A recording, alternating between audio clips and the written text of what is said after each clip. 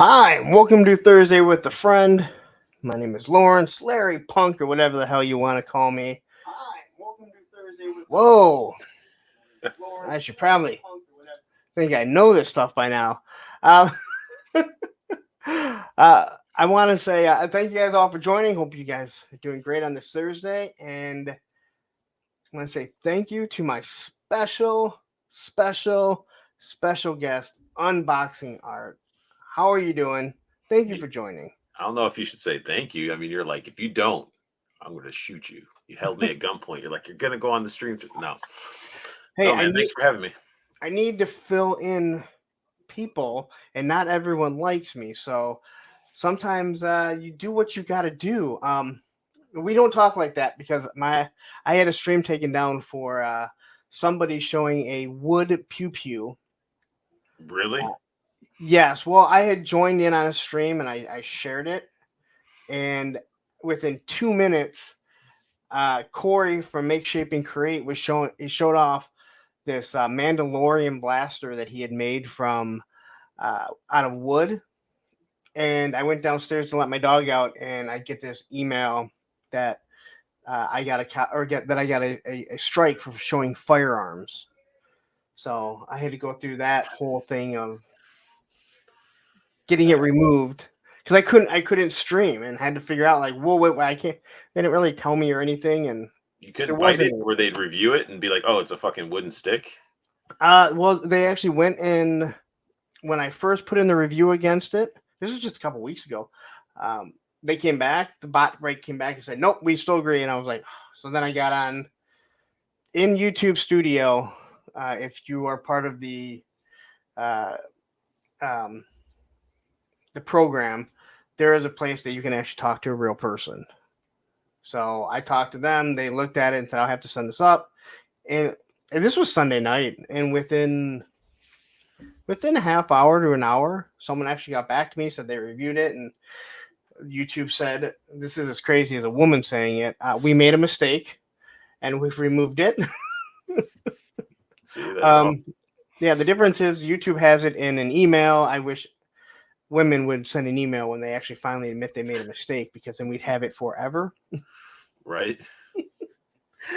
So anyway, if you don't know, Unboxing Art does a show on Wednesdays.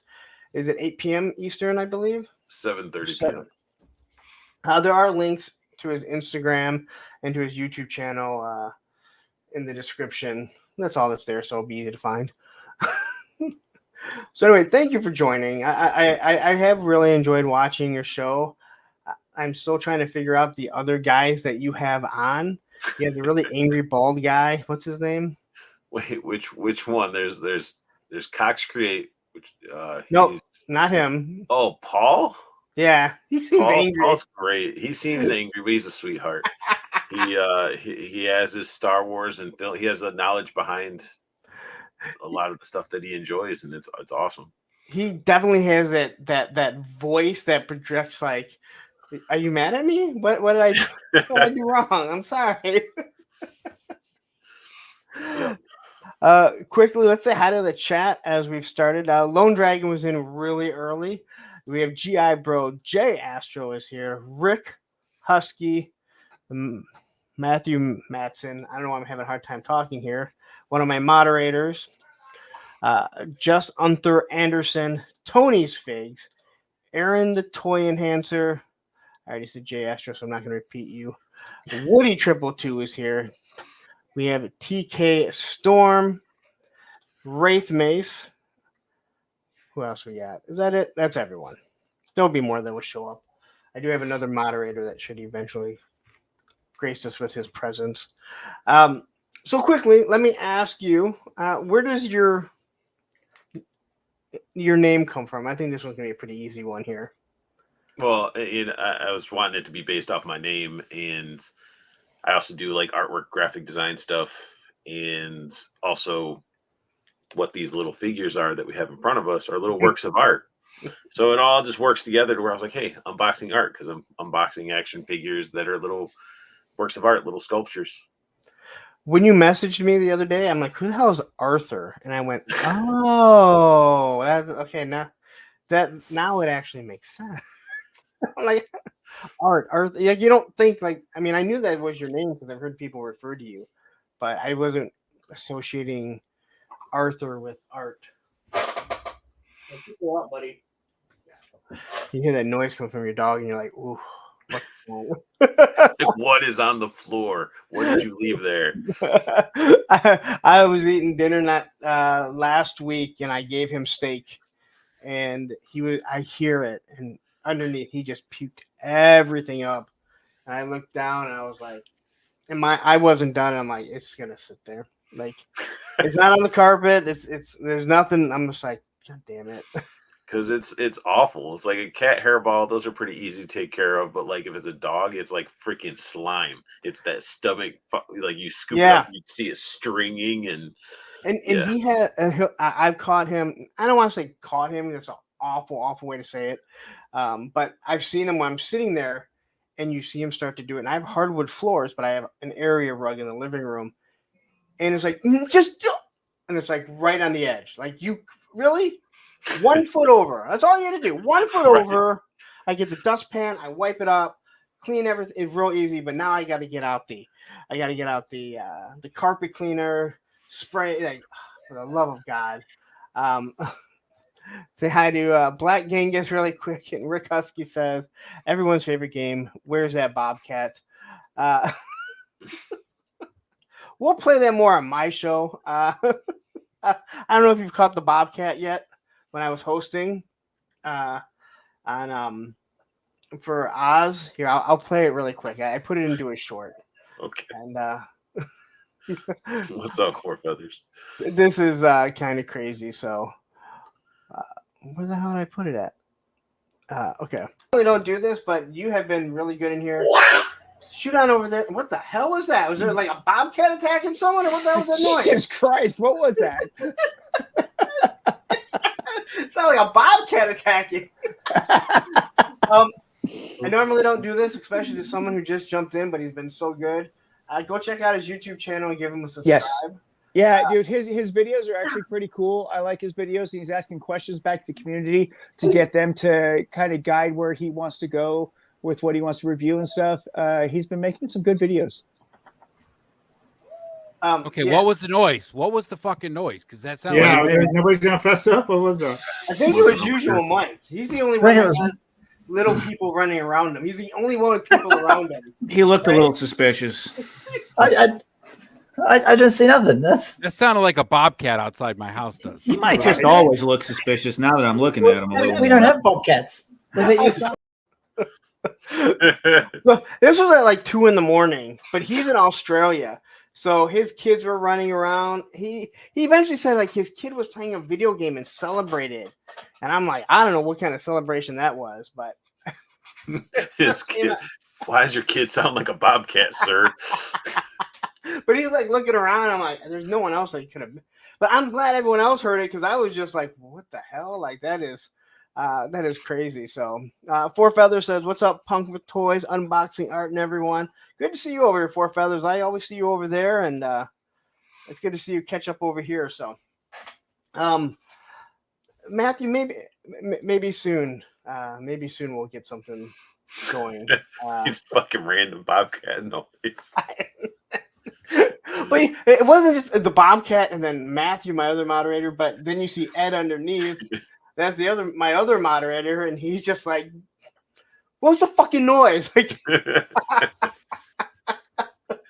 and that's the type of stuff you miss if you don't check out our Saturday show. Not really my Saturday show; it just happened to be hosting it that day. So anyway, let's get back to you. So, do you mind me asking about how old you are? Like, Oh, well, I take offense. Yeah, I'll be 41 June 8th. you never know. Like, people are waiting to be offended about everything. Then don't watch my stream. Then when we talk about fucking whatever, man. I try to moderate certain things that, like, if they say something, I try to like just snip it. But we're just a bunch of wild cards. Yeah, you have to watch everything that's going on, and You just have to be aware of what you're talking about. So 41, that means, I mean, you're 7 years younger than I am. So whereabouts did you grow up at? I grew up in Michigan. I know all these questions. I may know some of these questions, but not everyone else. No, I grew up in Michigan and then ended up moving to Maryland. I've been in Maryland ever since, but we'll be going back to Michigan soon. So growing up here, your family life, what was it like? I mean, did you have brothers and sisters? Like, do you have a built-in play friend? Like some people did. I know I didn't really. My sister is 6 years younger than me. no, I 2 older brothers. One was when I was younger, he basically joined the military when he was 17. Okay. Joined the army. And then my older brother, the middle child, I would always sort of follow in his footsteps, but we used to, play with GI Joes together and stuff like that, where we shared a bedroom and had bunk beds, and we'd like have the freaking division of like my army's on this side, his on this side, and having those good times. So you had a built-in friend. Yeah, and then even going through like school and stuff, met friends that when the micro machine made like the military micro machines. Oh man. Like we'd collect those and we'd have battles and stuff like that. I remember going to Houghton Lake. We'd get they got a cabin, like him and his family and stuff. We'd go up there and then we bring our micro machines to be outside playing with micro machines, having a battle. And how long does it take to lose a micro machine outside? Surprisingly, we didn't lose any of them. I've lost a couple of Joes. One that was like that I have yet to replace. That one day I will. But was it version 2 Deep Six with like the pinkish orange helmet? Oh, like I was playing in a lake with them, and it ended up getting lost forever. That's my traumatic Joe loss. All the other stuff was like my brother lost his Night Raven. I think it's not Night Raven, Night Vulture. Because we had the gliders, we're shooting the gliders around, and then it went over there's like a bunch of weeds. And when you're growing up in sort of like the sticks, weeds are everywhere. So if you lose a GI Joe and weeds that are as tall as you're pretty much never going to get it again. We were, oh God, what were the little metal figures? They would have been after your time. They were little weapons. I know Matthew will know what I'm talking about. They were little gold metal figures. Eagle Force. That's what they're called. So the Eagle Force now are the 4-inch figures that Fresh Monkey Fiction does. But they used to be these metal figures. And we were talking about it on one of the streams here, and someone said how much they hated them. Now, they were like 2.5 inches. So you could just grab a whole bunch and take them wherever you needed to go. And they brought up in winter, and when one would drop into the snow, it was gone. Because they just went right down, and it seemed like we had more snow back when I was younger. So he goes, I just lost it. I was just pissed. I hated those things. We're like, whoa, all right. Like, but it actually made sense. Winters back then were crazy because you'd usually have like multiple feet of snow and then like a couple inches of ice from freezing rain that's on top of that. So yeah. So you missed. I mean, if you're 7 years younger than me, you would have missed the whole Star Wars, the early GI Joe. It seems like a lot of people still were. It seemed like Motu is the one figures that constantly seem to always hand me down. Like those things seem to last as long as a cockroach being passed down. So what did you get into when you were like what was your first toy that you remember like falling in love with or playing with the most? Oh, see, that's a tough one. And I was never really into Motu. I think Stinkor was one figure I had as a kid, and that was the only one that like had a huge impact. And I think some other ones from my brothers scattered around and stuff like that. But I have to say the two lines that stand out the most from when I was a kid is G.I. Joe and Ninja Turtles figure wise, Yeah, but I mean, I grew up with like stuff that some people don't classify as figures, like Muscle Men, Army Ants. There's not really articulation involved with those, but I love the heck out of those too. Muscle Men were so much fun. They were just little. They were also little weapons. I was talking about what was it, the JBL? No, JLB wrestling figures, the big like 8-inch figures. I'm like, those things were weapons. Like, we go to the toy store, I'll point out to my kids. I'm like, that was a weapon. If someone broke into your house, that's what you used to fight them off. I mean, whoever made those probably went into making adult toys anyway, because that's basically what like now. If I had one in hand, I was like, yeah, there might be somebody out there that's into that stuff too. They might have a whole collection of those just for that. I never really thought of that one. I never thought of that, but now that you said it, it's like, yeah, it kind of does. Remind you of that. But they are weapons, and then like you ever have like like as a kid, like like I don't know, younger than middle school. I don't know, when you're like 9 or 10, usually you roughhouse with your friends, pick up like stuffed animals and hit people, whatever. Oh yeah. I remember picking up a stuffed animal and hitting one of my friends in his back with it so hard that he was like crying, and I was like, "What happened?" And it was one of those stuffed animals that had the hard plastic nose and eyes, and I didn't realize it, so it was like a full hit right into his back. Why do you have this stuffed animal if it causes pain? Just another interesting Mossman. He had the smell with him, and still to this day, I smell anything that smells close to that, I get really sick. Yeah, well, Mossman and Stinkor, the patchouli smell. There was a girl that we went to school with that she wore patchouli, and one of my friends was like, "Oh, she has that Stinkor smell," and I was like, "What?" Like, he was like, "Yeah, Mossman was patchouli. That's what she wears." And I was like, "Son of a bitch." I mean, it's better smelling than what they tried to do with the remake of it. That thing just smelled like burnt plastic chemicals. Yeah, it doesn't really have that. It doesn't have that great of a smell. I have that figure. It's just kind of, which I'm fine with as an adult. I don't need it.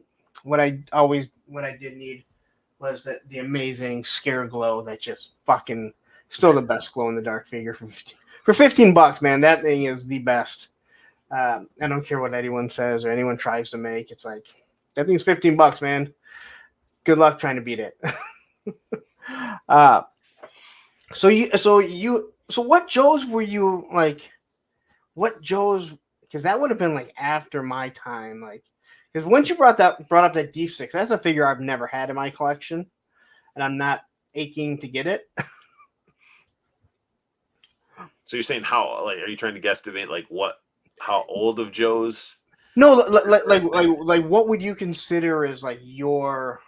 I mean, do you still go back to like really loving like the 82, 83, 84s, or are you more or less like the 90s Joes are your thing? Or no, the 80s ones too. I mean, that's the ones that sort of originated it all. It just started getting into when it started hitting the 90s. You started getting they got a little bit more creative, and it got a little bit wilder and fucking neon and sound backpacks and all that stuff. Yeah, Hot Wheels and Matchbox cars, those were also weapons. Especially once the axle was bent and they no longer rolled, all you could do was throw them.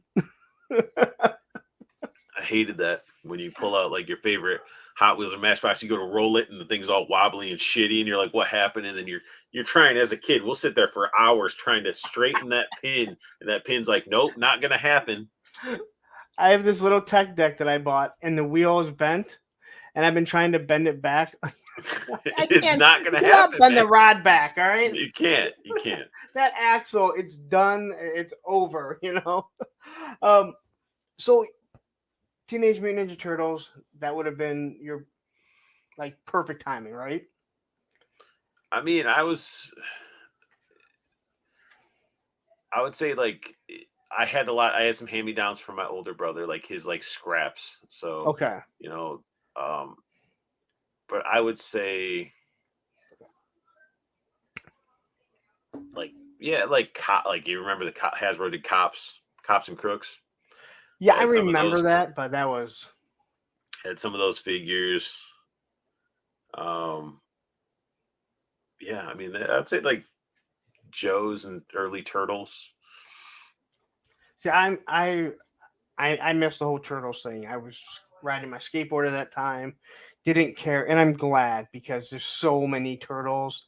I've made many jokes about. I think the moment you start a toy line, you just instantly get a turtle license, since everyone seems to have one. Yeah, and the bad part is I ventured down sort of all of the paths. It feels like.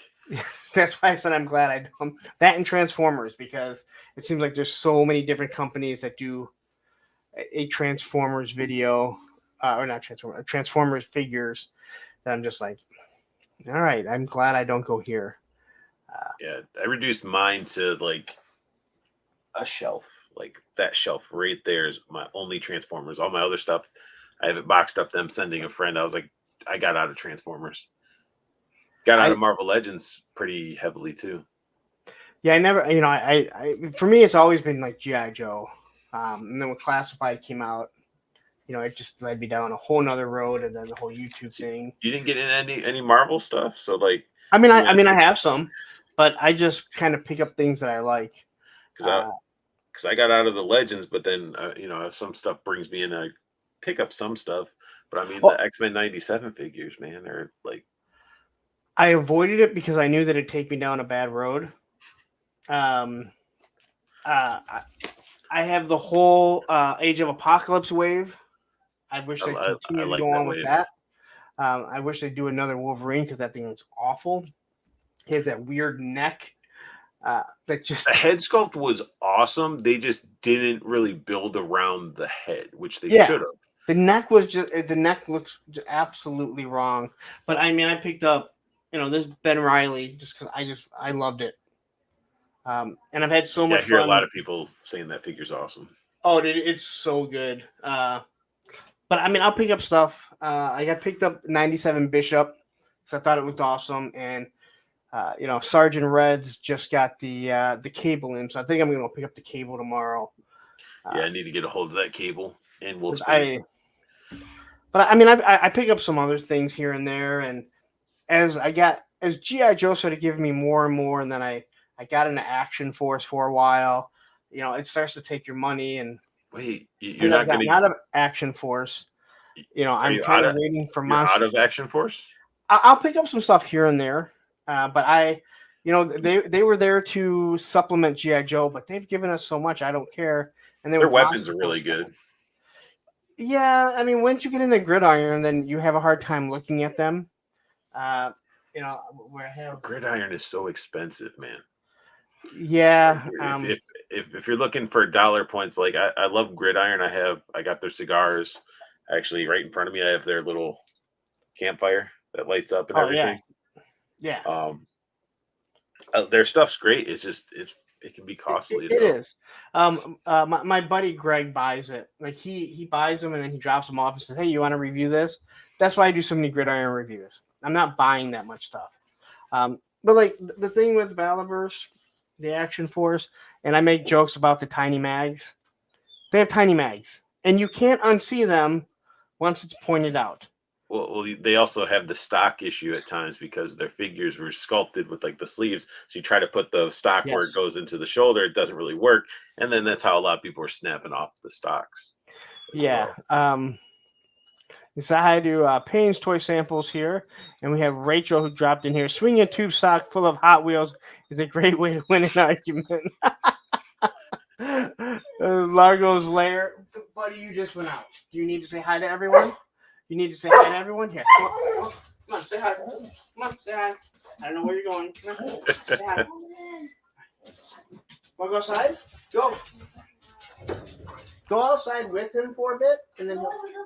She's out there. I want to talk. Well, listen, that's what you got to do. No. I gave him a treat. I thought that would stop him. No, he wants to go outside.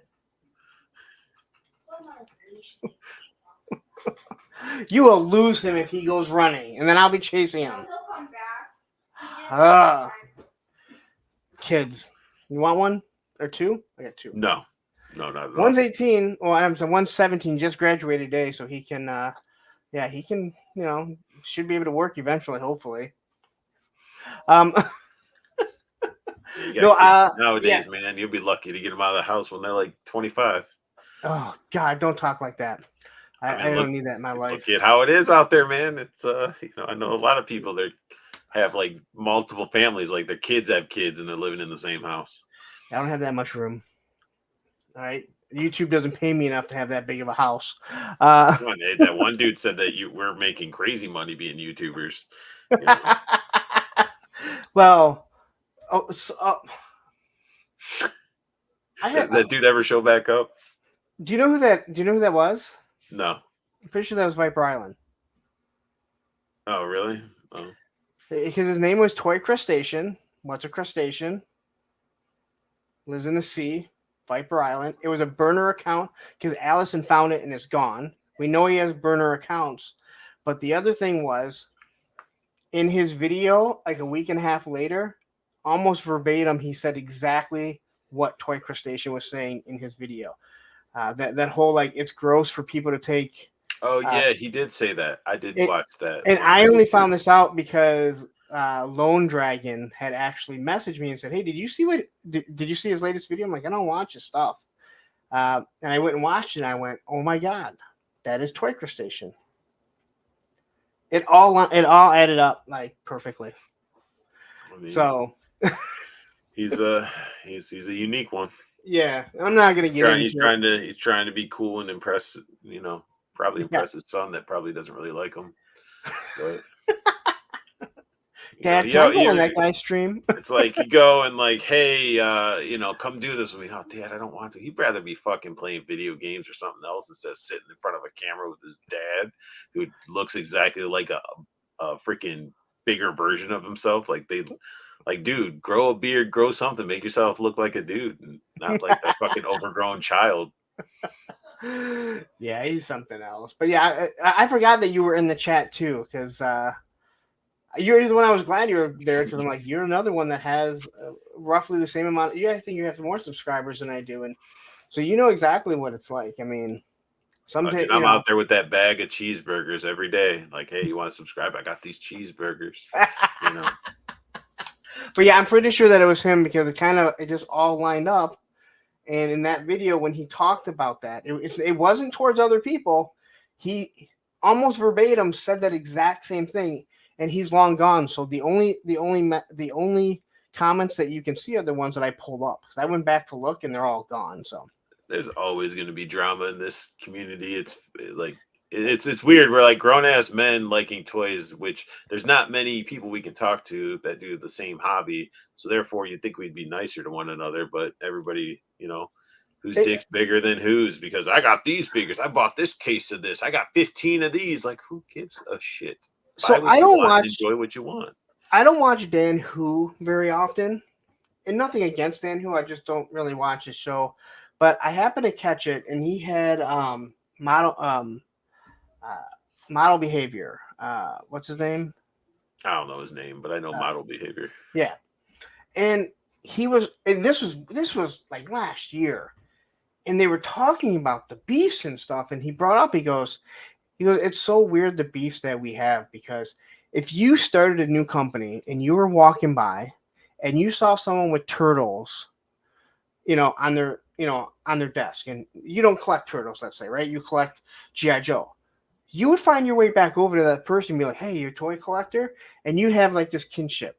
But man, you get on the internet and someone collects turtles that you don't, and you're like, you're a fucking retard, man. I can't believe I said that. Take that one out. God damn, I can't believe that. Ed, this is all your fault. You only said one word, dude. I think you can get 30 seconds in, you can start swearing and shit like that. So I try not to use that word because I've watched people's faces and I don't use that word, but I blame Ed for it. I try not to as well, but sometimes, hey, man, I played Xbox back in the day, old school Call of Duty. People are saying way worse stuff, but Well, the when Matthew and I started watching 80s TV shows, we realized how much a bundle of sticks I don't know if you know what a bundle of sticks is. That is the FAG word. Actually, really? it's FAGGOT. So that is a bundle of sticks. I Right? did not know that. I didn't either. Matthew knew that because a fag is a cigarette, Right. but a faggot, and you can look it up, is a bundle of sticks. But let me just say, I didn't realize how much that word was thrown around back in the 80s, but in the 70s. We talk, But- you can watch like there's like PSAs that use it Oh, about like don't smoke. What are you? And it's like, wait, what? yeah, someone just sent me a video of Archie Bunker making the comment on TV about it. And his daughter turning around and saying like something like, "That's because you're so pretty." But anyway, but he was just saying how like once like you get on the internet and all of a sudden it's like you are going back and forth at someone because they like something you don't, rather than being like, "Hey, that's awesome that you like it. I'm not really into it, but you know what? Have fun," right? Because it's really easy to be a keyboard warrior, and hey, that's life now, right? And believe me, it's not just in toys; it is in every walk of life. I worked at a gymnastics place, and I couldn't believe how much drama there was for the clubs that were donating money to get these kids to like, competitions and stuff. And it's like, really, there's people stealing from. They're stealing, and there's infighting, and who wants to run it? And it's like, dude, you're supposed to be getting kids to these competitions for gymnastics. Why is there infighting? But there is. But that's enough of that. So turtles. So as you get a little bit older, like what would you say like your biggest, like as a kid, what were your favorite toys to play with? I mean, I wasn't really like a set. I like brought all my shit together. So like I always got like I'd buy stuff that or ask for stuff that I thought was cool. So I didn't really think of like, oh, I can only get these. So I'd be mixing my Joes, the Turtles, Thundercats, He-Man, Transformers, Exo Squad.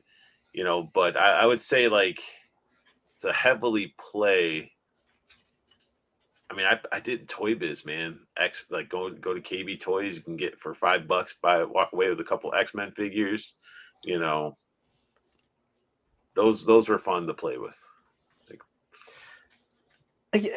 See, that's like one of those things I remember, but I think at that time I was beyond playing with toys, and I didn't really collect comic books. I used to get the G.I. Joe comics and Transformers comics or whatever they were from 7-Eleven or Perry Drugs. Not Rite Aid yet, Perry Drugs at the time because it was by my house. But yeah, so I never got into the X-Men and obviously knew Batman, but I would see those, and I fully remember the Toy Biz stuff and all that other good stuff, but never like that age, even though 7 years isn't that big, there's so much that you've actually missed or that I've missed or vice versa, So as you start to get a little bit older, how long was it like, was your whole childhood here in Michigan or? Yeah. Okay. All Michigan. So you didn't move to Maryland until you were an adult. Correct. When you realized that it's way too expensive to live there and you're like, that was dumb. No, I mean it was good here, and then it's like now with the economy and everything changing, I'm just like, man, why am I paying this for this when I can just, need to go someplace where it's comfortable. And Michigan's comfortable, man. It's awesome. It's like I want to go freshwater, go to the Great Lakes and shit because ocean's overrated. It really is. Like people are like, oh, you can go do this ocean. It's like if you're not going to like a fucking country or exotic place where like the water's crystal clear and it's just amazing, fuck the ocean. go to the Great Lakes, man. It's so freaking better. When we were in Florida, I don't know if I've ever swam in the ocean.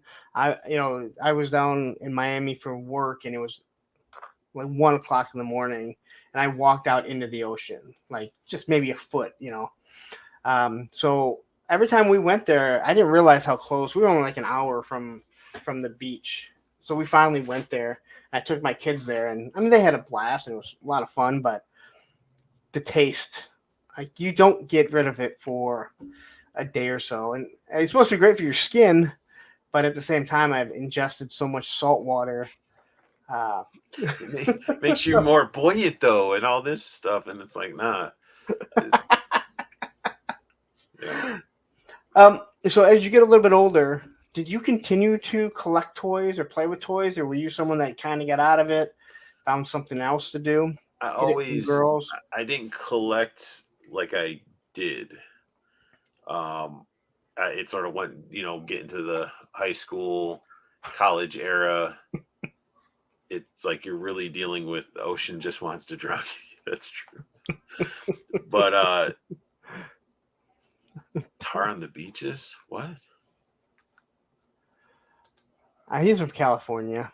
If there's tar on the possibly.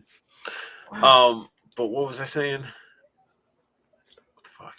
What was the question again? Did you get out of collecting? Oh, out of collecting. Yeah. So basically, it wasn't really like I got out. It's like once you hit like the high school, college, it was like music, movies, anime. That was sort of like I got sucked into like some trading card games. Magic the Gathering.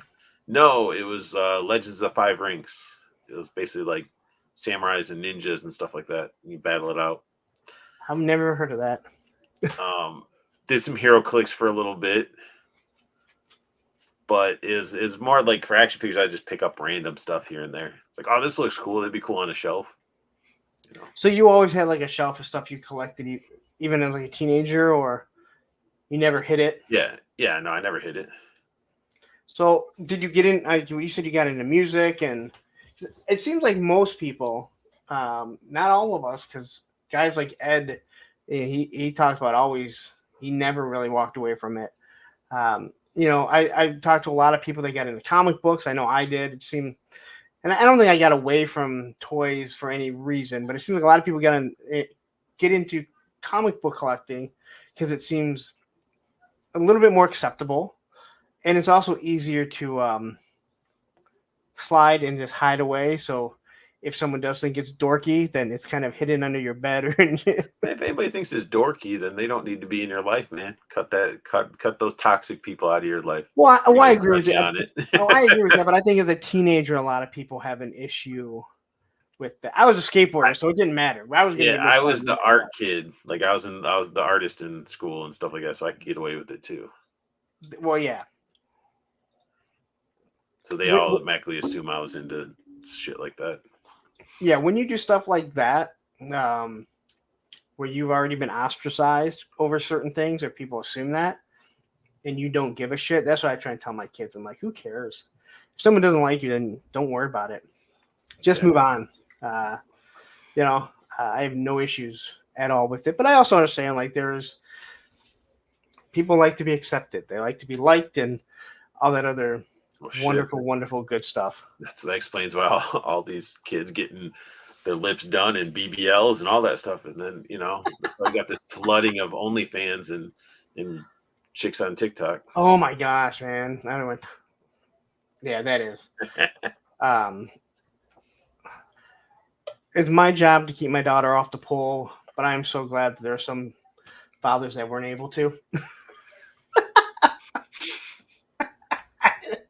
That sounds awful, but it's true. Quick, I'm trying to pull up your page just so I can post it in the chat here really quick. Make sure you go over and subscribe to Unboxing Art. Although you have more subscribers than I do, don't you? So, shit, yeah, but you get more people. You get more people during your lives. But it's probably because if there's another Unboxing Art out there that appeared after me that has nothing to do with like toys or anything. They were called like Poet Society, and they changed their name. Yeah, it's someplace in India. and they change it to unboxing art, and I'm like, why would you have changed it? It's like, now you're fucking with my algorithm. So All right. Wait. So Rachel, who's not Rachel, says I grew up on the Gulf of Mexico. Tar and jellyfish. No. So tar is something real. I have no idea what tar is. Is it from all like the oil spills and shit? That's what I was thinking. That would make more sense.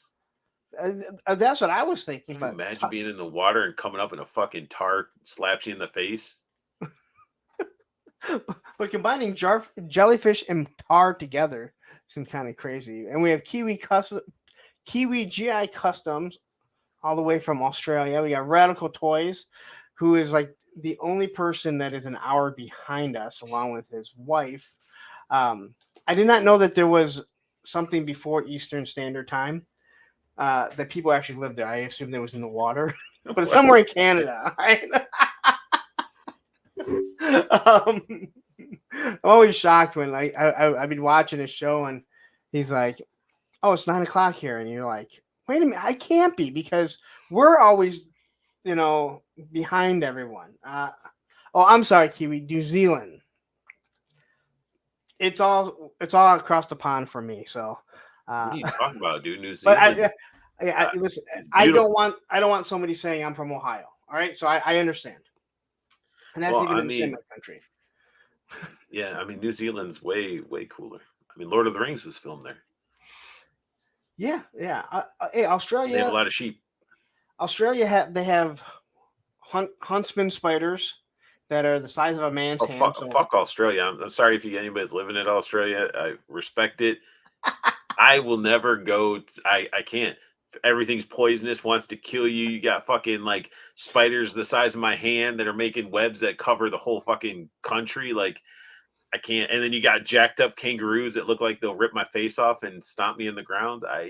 Everything's so angry over there. I did a live stream with 3 Australians last year, and at the end they showed like 10 different things. They're like, "What is this?" And I was like, and I think I got 1 or 2 of them right, or in the ballpark. But I'm like, "What the fuck is that thing? That's not real." And they're like, "Yes, it is." I was like, but I think it's crazy because people probably say the exact same thing. Again, Usual Mike said they don't have bobcats out there in Australia, but I don't know. We heard one in his house, so I'm not sure if I really believe that. Maybe he didn't hear it, and what you heard was, maybe there's a ghost or something living in his house. Oh, so Rachel says yes. Tar balls on the beach happen from natural oil spewage, as well as drilling. Oh, I had no clue. Didn't we all? Everybody used to get natural oil seepage when they used to eat those canola oil like potato chips back in the day. Remember that? Everybody's these are the best chips. It's like, dude, you have mud butt.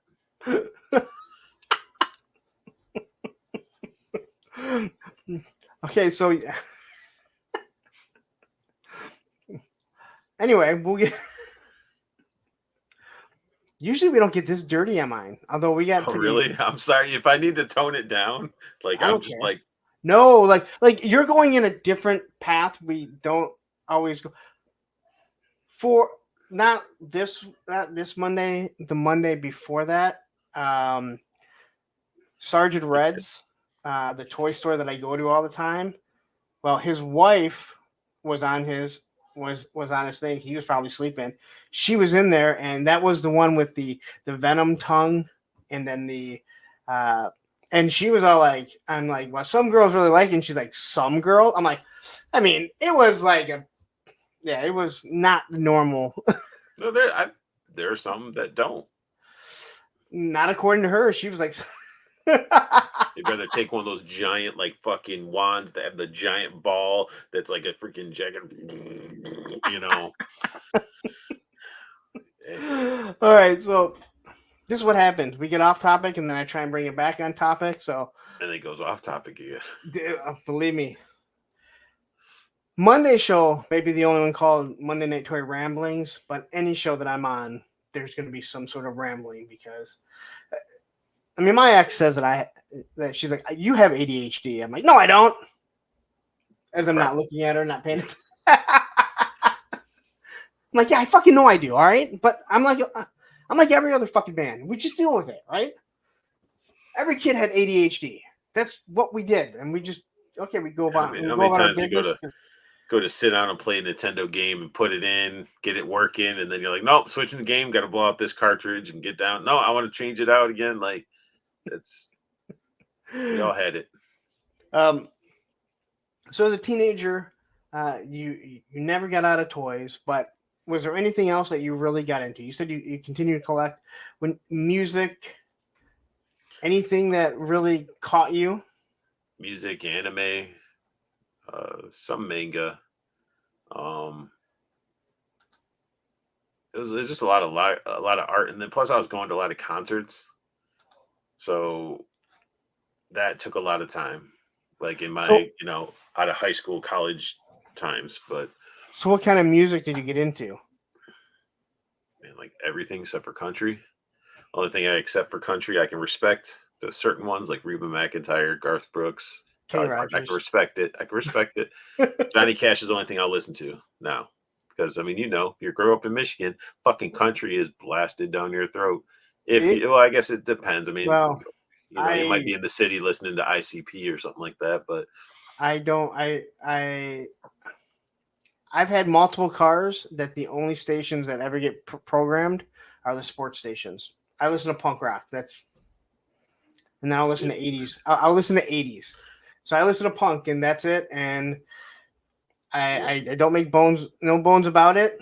That's what I like. I don't like rap. I mean, I like some of the older rap, but I don't like rap. I hate country music. I think reggae is the absolute most awful music ever made. And this isn't about me. Wait, you don't like any of the Marleys? Hey, there's a couple good actor ones, but that's about it. Or I mean, it didn't. I hate reggae. I would rather like 311 then. What? You don't like 311? Fuck no. I would rather listen to fucking country music all day fucking long. I hate fucking reggae. I hate the sound of other than Bad Brains, which is a reggae punk band. I don't want to have anything to do with that. See, I listen to so much. Like concerts I went to, obviously Slipknot, Mudvayne, there's a Power Man 5000, Red Hot Chili Peppers. Let's see, who else did I see? Killswitch Engage, like a lot of metal, new metal. Okay. And I saw Daft Punk, and I've seen Skrillex, so I've seen some DJs too. Yeah, when people are like, "Hey, techno was invented in Michigan," I'm like, "Yeah, don't bring up bad shit." No, that's good shit. It ain't bad shit. I mean, I don't know if they do it anymore. I mean, like I used to dig the Detroit Electronic Music Festival that we used to go on. Hey, you are more than welcome to like it. And when I say that it sucks, you are more than welcome to say, "You know what? Punk sucks." And I go, "Cool." I enjoy it. That's how I. There ain't nothing wrong with. All right, so here, this will be your true punk test. You like AFI? Not really. Really? Okay. Really? Yeah. I mean, I like. I make no bones about the shit that I like. Pennywise, Bad Religion, Rancid, a lot of the Fat Record stuff, a lot of the early Epitaph stuff, a lot of hardcore music. I respect some Rancid, but that motherfucker can't speak. He can't talk. He has a nasally voice, but the guy can play every instrument. He's part of so. I mean, he's made some music that people don't realize to win Grammys. No, I mean he's good. But it's like his, But it's not for everyone. And again, like I'll tell people soccer sucks, and they go, "What if I say skateboarding sucks?" I'll go, "Okay." I mean, I have an old Carhartt that I still have. I've had it probably since like college-y, high school-ish. I just kept it going, adding patches, and it has a big ass the exploited patch on the back that says "Beat the Bastards." So Slayer, I've seen Slayer one time, and it was when Biohazard opened up for them at the State Theater. I refuse to call it the Fillmore. It is the State Theater. It will always be the State Theater. venue State Theater stopped was changing my their name. that was my go-to.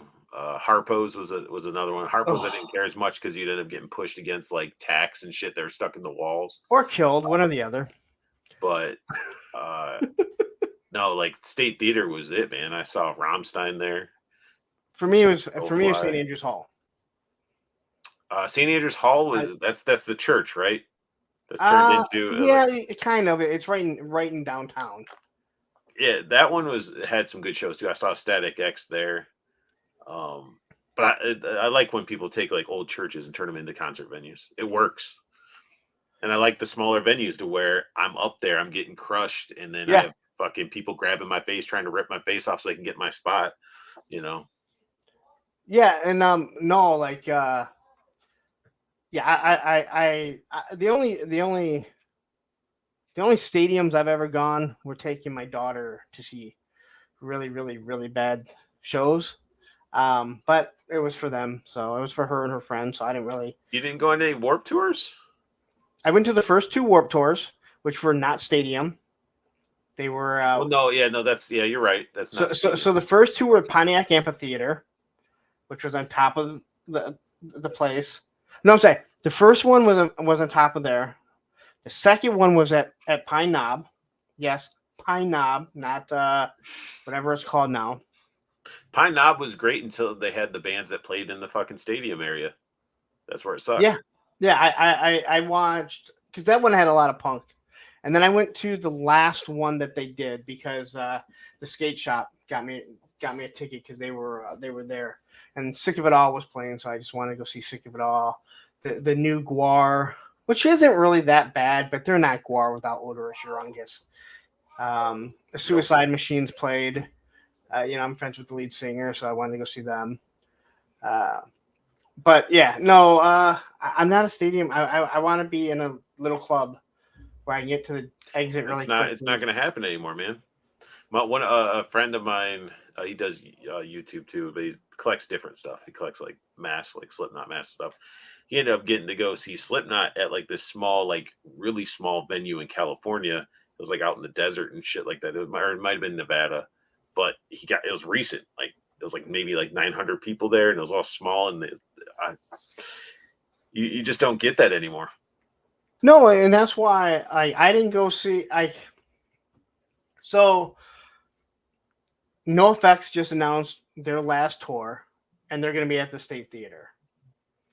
Pennywise is also opening up for a Dropkick Murphy, also at the State Theater, which again is under a different name, and I don't remember the name, and I don't care. I hate it. Wait, Flogging Molly or Dropkick? Dropkick Murphy, which I was actually kind of surprised. Which do you prefer? So I think Dropkick Murphy has some really, really good songs. The bad songs I don't really care for. Flogging Molly's, I like them, but I'd rather listen to Dropkick Murphy. The only reason why I'd want to go see them or want them to come in is hopefully Matt Hensley, their accordion player, might show up there and I get to skate with them. That'd be cool. Yeah, because their accordion player is like one of the greatest skateboarders of all time. That was like the generation, everything, and he's friends with they're friends with the owner of the skate park because that guy's been around forever. And actually, they came into town when I was in St. Louis, and I was kind of disappointed. But hey, oh well. So, Damon Nate he was surprised that you're from Michigan, but you haven't lived here in a while, so. Yeah, Flogging Molly was one of the first concerts I've actually had to get out of my spot because it was getting too crazy. I don't mind State Theater, but that's really the biggest that I want to see a show. Even now, I don't do the pit anymore because I'm old. Last time I was in a pit was 10 plus years ago, and some big dude fell on my ankle and it blew up. And I'm like, damn it, I need to get home, and I also need to work tomorrow. So I became the old guy that sits against the wall watching a show that I said I never wanted to be, and I'm so happy to be that guy now. But there's nothing wrong with that, though. No. It's like either, like for myself, it's like I want to be either at the front, like where my ribs are getting crushed against the wall against people. But like last time I was in the pit, I like sort of you got your ankle fucked up. I ended up getting my knee smacked on some cement because it was at the machine shop in Flint. Love that venue. That venue was fucking awesome. And my friend's band was playing. It was Crossbreed, which is their band. Mushroom Head played there, some other things. But anyway, he opened up the circle pit, and I was always front row. I had cameras. I was taking photos and all that stuff. He put me in the freaking center of the circle pit, and then, of course, the music goes, and then they all clashed in on me, and I was fine for a little bit. Then I fell, hit my knee, got pulled up, and then after I got away from it, I went to rub my knee. I couldn't feel my kneecap. Oh, It was already swollen up that bad. That's how my ankle was. Like when the guy fell, I mean, it twisted me, and I hobbled out. And my friend was like, "Dude, you want to go?" I'm like, "Dude, it's there." Like the band hasn't even started playing, or they just started playing. I'm like, "We're gonna Just get deal home with then." it. No, that's what I always like the intimate stuff. It's just a better sound. These, I can only speak for the punk bands, but I'm assuming even rappers that come through there or metal bands, there's just a different vibe when they're that close to people. They can hear them, and they're clearly playing for the love of it. I mean, they're making a living, but they're playing for the love of it. They're not selling out, stadiums with 40,000 people. So.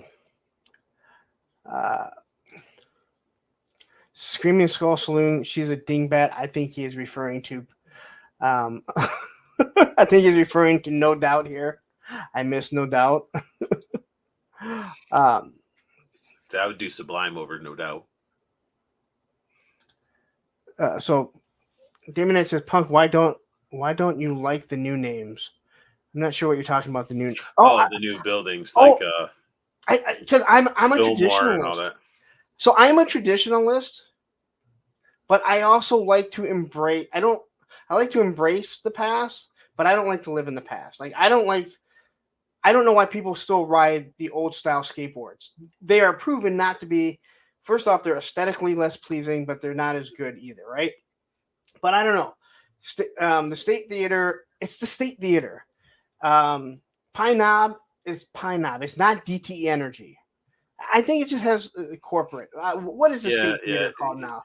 State Theater Fillmore. is what? The Fillmore. The film. How do I? Oh, you know that. I don't. Because it switched from State Theater to Fillmore, and before I ended up leaving. Okay.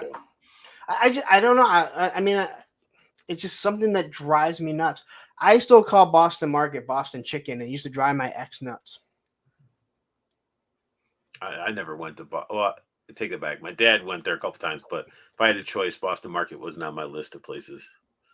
Well, I'm just saying. Oh, and fuck you for being in Michigan right now, because you're probably a hop, skip, and a jump away from a fucking White Castle. Dude, I have not had a White Castle in 30 years. It is not. When I was in Jersey, but you are right. I drive by them all the time. When I went to Legion's Con, I went to Jersey. I went out of my way to go to a fucking White Castle, and I ordered the stuff, and they only put ketchup. There was no mustard. It was supposed to be that mustard ketchup combo sauce, whatever the hell they put on it. They just put fucking ketchup, and I'm like, what is this? I was like, I still ate it because I was like, it's still, childhood for me because it's not something you'd eat all the time. But damn, man, they fucked it up, and I gotta wait until I get to Michigan again to enjoy real White Castle. Wait, so White Castle isn't in Maryland, or are they? No, we got bougie shit. Starbucks everywhere, Chick-fil-A's everywhere. Well, we're starting to get Chick-fil-A's everywhere. They're starting to. It was good at the beginning, and then it's just like, man, you just get burnt out of the same shit over and over again. Yeah, I still haven't had it yet because.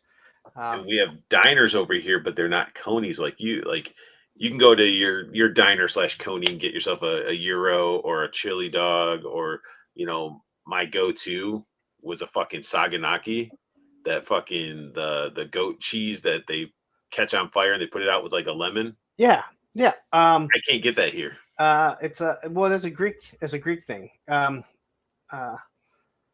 Saganaki. Yeah, that's what I said. I said Saturday. Oh, did you? Sorry, I was trying to read something. Oh, Four Feathers was telling you, he's just rubbing it in your face that there's a White Castle literally 5 minutes. Oh, there's one at least 5 minutes from me in probably every direction too. So. so yeah, when I lived in Michigan, before I moved to Maryland, I was like freaking like walking distance from Telegraph. So TK Storm says, "You guys ever have Bates Burgers in Ann Arbor?" I have not, but I have heard the guy on the radio talk about it who played at Michigan. But I have not. I've heard people talk about it numerous times, though. there's a lot of cool little places in Ann Arbor. There was like a place I went down there. I don't know the name of it, but it was me and some friends went down there to get like a little bite to eat. And you walk up to this window, you order your shit, and then it has like a big open like courtyard where you sit and eat your food and stuff like that. And they had some awesome sangria that you can get by the pitcher. I know. I think I know where. I think I know exactly where you're talking about. I had a friend that was living there, and I'd go visit her every couple weeks or so and hang out with her. So she took me down there. I think it's so. I find it so weird. We're way off topic about anything. I always think it's so weird when like families live in college towns. I know there have to be some because there's got to be workers, but like I would never raise a family in a college town. I would now. Who are they? Who's going to college? Not my son. Like I'm telling you, all these kids are. It's a lot of that's that OnlyFans world. They want that social media money. Ugh, man, They'll do OnlyFans. They'll be on TikTok, open to make a break. They'll be on, Twitch. I see grown ass women, like probably freshly divorced, or like it's just like, what are you doing on this platform? Why are you on TikTok on a shirt talking to people with? It's like it. We do it though. We do it with toys.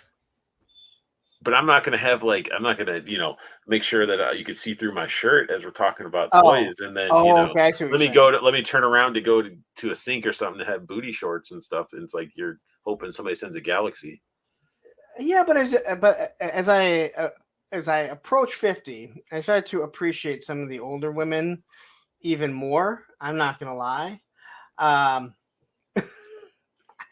do appreciate older women more, but I will say this: I look at some women that are in their early 40s, and I'm like, God damn, you look way older than 40. Oh yeah. Because I mean, I know I've always looked young, but you look at some people and you're like, for the love of God, what did you do? Like, how many cigarettes did you smoke today to make you look that weathered? It's the Mandingo parties, man. I mean, they're like, or they made some rough choices. I don't know. It depends on what their genes are, man. And that has a lot to do with it too. They're definitely, but you see a lot of those people that they just, man, they put so much makeup on, so much Botox. But I know what you're saying. But I end up following a lot of these people. It's a weird world we live in. Older women do need love too, but no, it's just like it's more of just like since social media is so out there, it's just like everybody's wanting that attention, and I guess some people get attention through social media that they don't get attention elsewhere, and it just gets weird. It makes like TikTok, for example. Like I was anti TikTok, and I'm like, oh, I better do it, help with the channel, and then it's honestly, it's like it's wild. I'm with you. I kind of did the same thing. Clint Jorgensen and how much sun they have. I agree with that. So Screaming Skull Saloon says punk rock, White Castles, toys, and old ladies. You don't get this. You don't get this on other channels. All right, I'm just gonna say. I'm not gonna pat myself on the back too hard, like some other channels do. But hey, I'm special like that. You start getting too special, you'll start making a line of figures that have weird creature alternate heads and try to push a Kickstarter that ends up not going through. Yeah, I had him on for this when that happened, and you know, it's the only time that I ever talked to Chardemas, and he seems like a really nice guy. Bro. Listen, Yeah, unfortunately, he's gonna seem like a nice guy when he's using little channels to help sell his. no, you know, No. but you know, I've never had any. I've never had a bad encounter with him. Um, you know, and I haven't really heard too much, so I can't speak on that. I can only speak on the encounter that I had with him. You're not gonna have any really. He's in his own little castle away from everybody. Yeah, but it's a punk rock castle, so it's kind of cool. But again, you have to judge people by how they've treated you, and you know, he treated me real well, and he didn't ask to come on my channel. It was actually Ted from Hella Dope Toys that said, "Hey, you should go on his channel." He was the connector. So Ted's sweetheart. Everybody should be buying their toys from Hella Dope Toys. I agree to a point. I can't say that too loud because John from Sergeant Reds will pop in and be like, "Hey, asshole, I'm right here." They can use code unboxing and get 10% off. I will let you promote that here. I mean, I like working with the little guys. I don't have anybody like local that's like convenient. Yeah. Well, when I was in Michigan, I used to hit up Big Ben's. Yes, Big Ben's is really nice. I would say I don't go out to Big Ben's too much because it's on the other side, and now I don't really need anything other than Sergeant Red's here. Nerd Out's pretty close. Right next to Sergeant Red's is Funky Town. So we have so many good ones in this area, and that's not even counting Big Ben and anyone that is out that way. So we have a lot of good toy stores. I'm not going to argue with all the amount of stuff that we have. But more shit than I'm aware of. So when I get to Michigan, it'll be interesting to check all those places out. Well, we'll have a nice toy hunt. If I ever get around to getting this whole series about reviewing toy stores in the area, blame my son for that one. Stop trying to make it so like just go out there and just do it. Record some raw ass footage and then just slap it together and put it out there. We filmed 2 stores. He's going to edit it, but he was supposed to do it while he was in school. Now, because it's going to be done like a TV show, like it's like that. I mean, the original idea was just to walk through, and then I started thinking I could work with my son. It's what he wants to do. He wants to go into editing. Unfortunately, it turned into something that we have 2 stores filmed, but now he doesn't have the stuff to edit it all. And wow, he's a 17-year-old kid. Sometimes I regret it. Well, you better tell his ass that when he becomes an adult, adulting sucks, and that he needs to get onto this editing stuff and be on top of it. He's gonna learn really quick because graduated today, and 18 comes pretty quickly. But you know, I don't know. It's a long ass story. I can go on and on, but I don't really. We haven't even got to you going to college yet. If you went to college. Yeah, I went to college. So as you graduate from here, I say from here, like graduated high school, right? You went off to college? Yes. Where'd you go? Did you stay? I went to community college. I went to Lansing.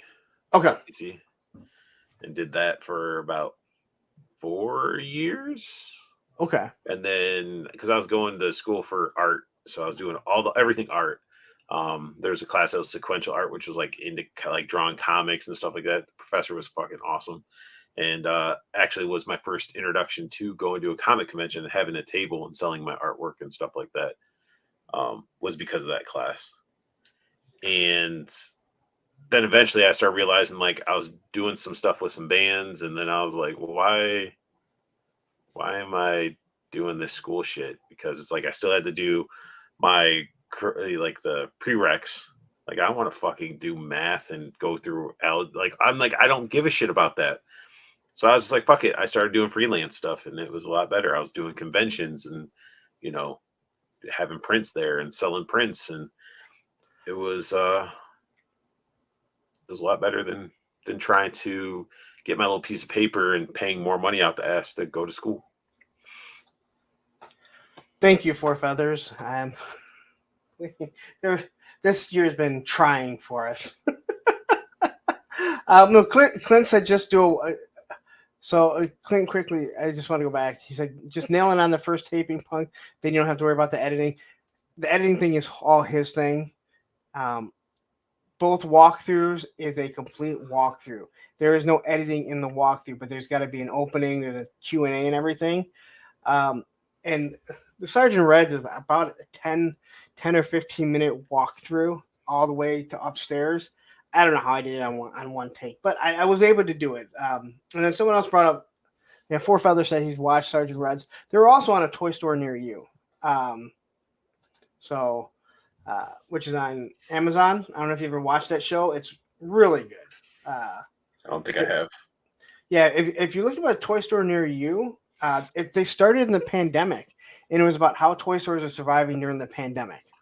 And some of the stores were actually that's how I had heard about Kokomo Toys, but that is how I actually found Kokomo Toys. Is that in Michigan? No, it's in Indiana. Okay. Indiana, really, really good. The kids and I went there after St. Louis on the way back. So, all right. So I got to get in. I got to talk to you. Like, I didn't know this whole art thing, so I'm really interested. So you started doing conventions, getting a table, selling prints in your artwork. Yeah. How did that work for you? I mean, it was awesome. It basically paid for the table and whatever stuff I'd pick up at the con itself. Like it was awesome. I don't know, it was just fun. Just get to hang around, bullshit with people. Because I know I see a lot of people and they're selling stuff, and we bought a lot of prints. Was there anything specific that you focused on, or was it you just have a whole? It was like when you're doing prints where you're just drawing like your style, but other people's characters and shit. Like it was whatever the flavor of the month was. Like I think what was it like?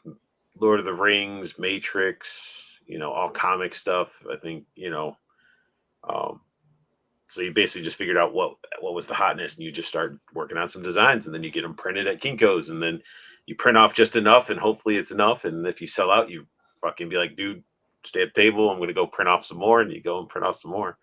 But it did well for you. I mean, yeah. Other than just paying for the table, which I know everyone. I've had friends that have done it, and they're just like, I just hope I pay for the table. Then I consider it a win. But you were able to actually, were you actually making a pretty profit? Yeah. Profit. I think if I didn't spend it at the convention, yeah, I'd probably have a good profit. I literally would recycle it back in there because I just didn't treat it as like, I was like, man, whatever. Just my weekend hanging out. Having a good time. But so then were you working at the time? So you actually had an actual income, or? Oh yeah. Okay. I always have like a real job as well, and it's like that's the crazy thing. It's like I have my normal, technically you're 9 to 5, and then I do YouTube stuff, and then I do graphic design stuff. So it's like I'm constantly working. It seems. So you do graphic design on the side from your actual 9 to 5 job? Okay. That's cool. I did not realize anything until we started talking about your artwork. You don't know anything about me. No, that's why I'm having you on, so you can tell everyone. I actually said this recently because the last Thursday with a friend that I did was with my moderator, Matthew. And I actually find it easier to do these shows with people that I don't know that well, because when I've got to know some of these people that I've got to know them so well, you have to remember that you don't, like, not everyone knows everything about them. So sometimes you have to not skip over things or just kind of start chatting about stuff. So no, it's actually real interesting to hear because I've never had anyone tell me that they've done the shows for, that they've actually done all these shows and sold their prints. My buddy tried doing it, and it just all he had was Star Wars stuff. But I think the stuff he was trying to sell just didn't translate properly, and he didn't have enough of it. I'm trying to find somebody asked for some example, like if I had any laying around. I'm checking Yeah, my phone. Rick Hussey's asking if you have. Like it's on my. I use a lot of the thumbnails and stuff that I use on my channel is my artwork. I'm trying to find something that's on my phone that's interesting.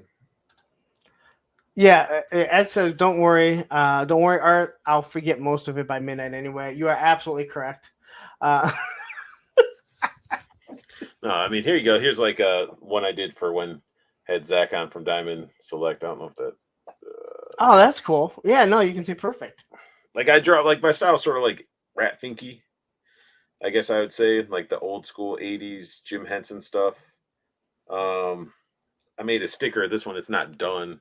This image is done. It isn't done, but for when I did Legion's Con, I designed my character and crammed them in like some RuneScape armor, and had those turned into stickers.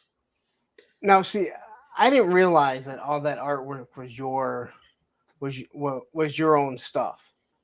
So yeah, when I have guests on and stuff like that, I'll try to do something interesting and fun. And my character, like for my mascot for my channel, then my co-host characters that I drew up, like none of them are like superhero built or anything. They're all like sloppy. They got boob sweat. They got weird looking nipples, and like I don't need my guy to be some strong superhero. I just want him to be a little like a slobby little guy, That's funny. So James Lucas with the $2 super chat. Literally got that OnlyFans high-tech video editing. It's all raw. It's all raw for me. All right. What you see is what you get. And Damon Knight asked if I went to Comic-Con. No, I didn't. Due to going to Joe Fest this year, Motor City Comic-Con is about $40 a ticket just for one day. Really? So if you're gonna take two kids who are 15 and 17, you're already talking you're in the $120 range. There's no reason to go there unless you're gonna buy stuff. And by the time you walk away, you spent $300 or $400, and it's like, I mean, I know we make the jokes of all the YouTube money that I have, but the truth is, it really isn't all that much. I mean, it's a good show, but a lot of stuff like people plan to go see like the guests and stuff, and lately I've noticed they've canceled a lot of the bigger guests will cancel last minute on them. Yeah, those types of shows. I think like Motor City Comic Con. I would assume the other big Comic Cons in most of the states. I would assume they focus a lot on guests, and there's a lot on like Artist Alley, because it's just vendors. You don't have, like Joe Fest is. It has the smaller toy companies. Mythic Legions is going to be there. Delta 17, and all the different companies like that. All you have to do is just Mythic Legions, man. That's all you need. You don't need any other company once you say that. Well, it'd be nice if you could get Hasbro to let G.I. Joe go there for Joe Fest. That might be a nice one. I mean, that would be. I mean, but they get so much hate.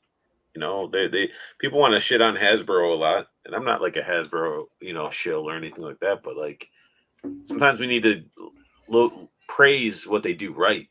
Sometimes. It's funny that you say that because I like Gridiron stuff. I had Mark on this show, the owner of Gridiron. I had Gridiron too. Yeah, he's a good guy.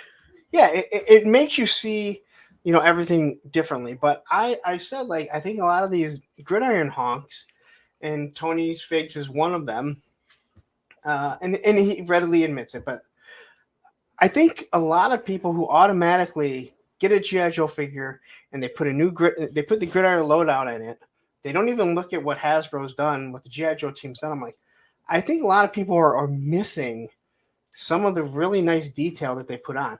That Airborne is really nice, but stop and look at everything they put into Airborne, other than the gun, which is a crappy gun. I absolutely hate that gun. They're doing some really nice stuff. And sometimes you do have to sit back and look at what they're doing and being like, all right, this is a multi-billion-dollar company that is there to make money.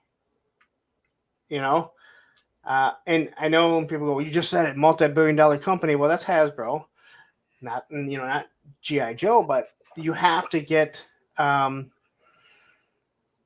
you have to hope that they're going to do some nice stuff. And they are. There's a lot of people that were crying about this guy.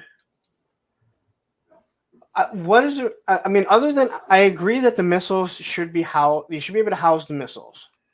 That's really the only complaint. That is a figure that I could care less about as an O-ring, but they made him look really cool. Yeah, I think that it's like I could care less if the missiles are housed, because honestly, when you're doing it, it's like they call me Mook Stank. That's my gamer tag. Okay. Oh, all right. But when you're displaying your figures, would you rather have a metalhead displayed with rockets in his little holsters, or would you rather just have him doing his bang, bang, bang, bang, bang, and shooting all his rockets off, looking crazy? So, and plus, everybody has 3D printers now. You can fucking print your own. Well, there's two ways to look at it. A lot of people like to do the toy photography. They want to tell a story. I understand exactly what you're saying. You want to tell a story? It's the just size those... of this. The rockets are stored back here, and then it opens up like a shutter right here, and then it shoots it out. But when there's not a rocket ready and shooting, the shutter's closed, so you don't get to see shit in there. There you go. Well, they're toys. We can use our imagination. Oh, hold on. Wait a minute. Yeah. Here. So this guy's... We're talking about frickin' toys here. They're toys. We're talking about frickin' toys here. They're toys. So there you guys go. You want a soundbite? There's a soundbite. I've been playing around a little bit. Monday, you'll probably hear a lot more. I totally forgot. No, I'm with you, but I do like. I thought that was a miscue, that they could have made the top housing a little bit bigger to fit that missile, and then the other missiles they could have made a little notch where it could have just plugged in and stayed there. Again, it's not that big of a deal to me.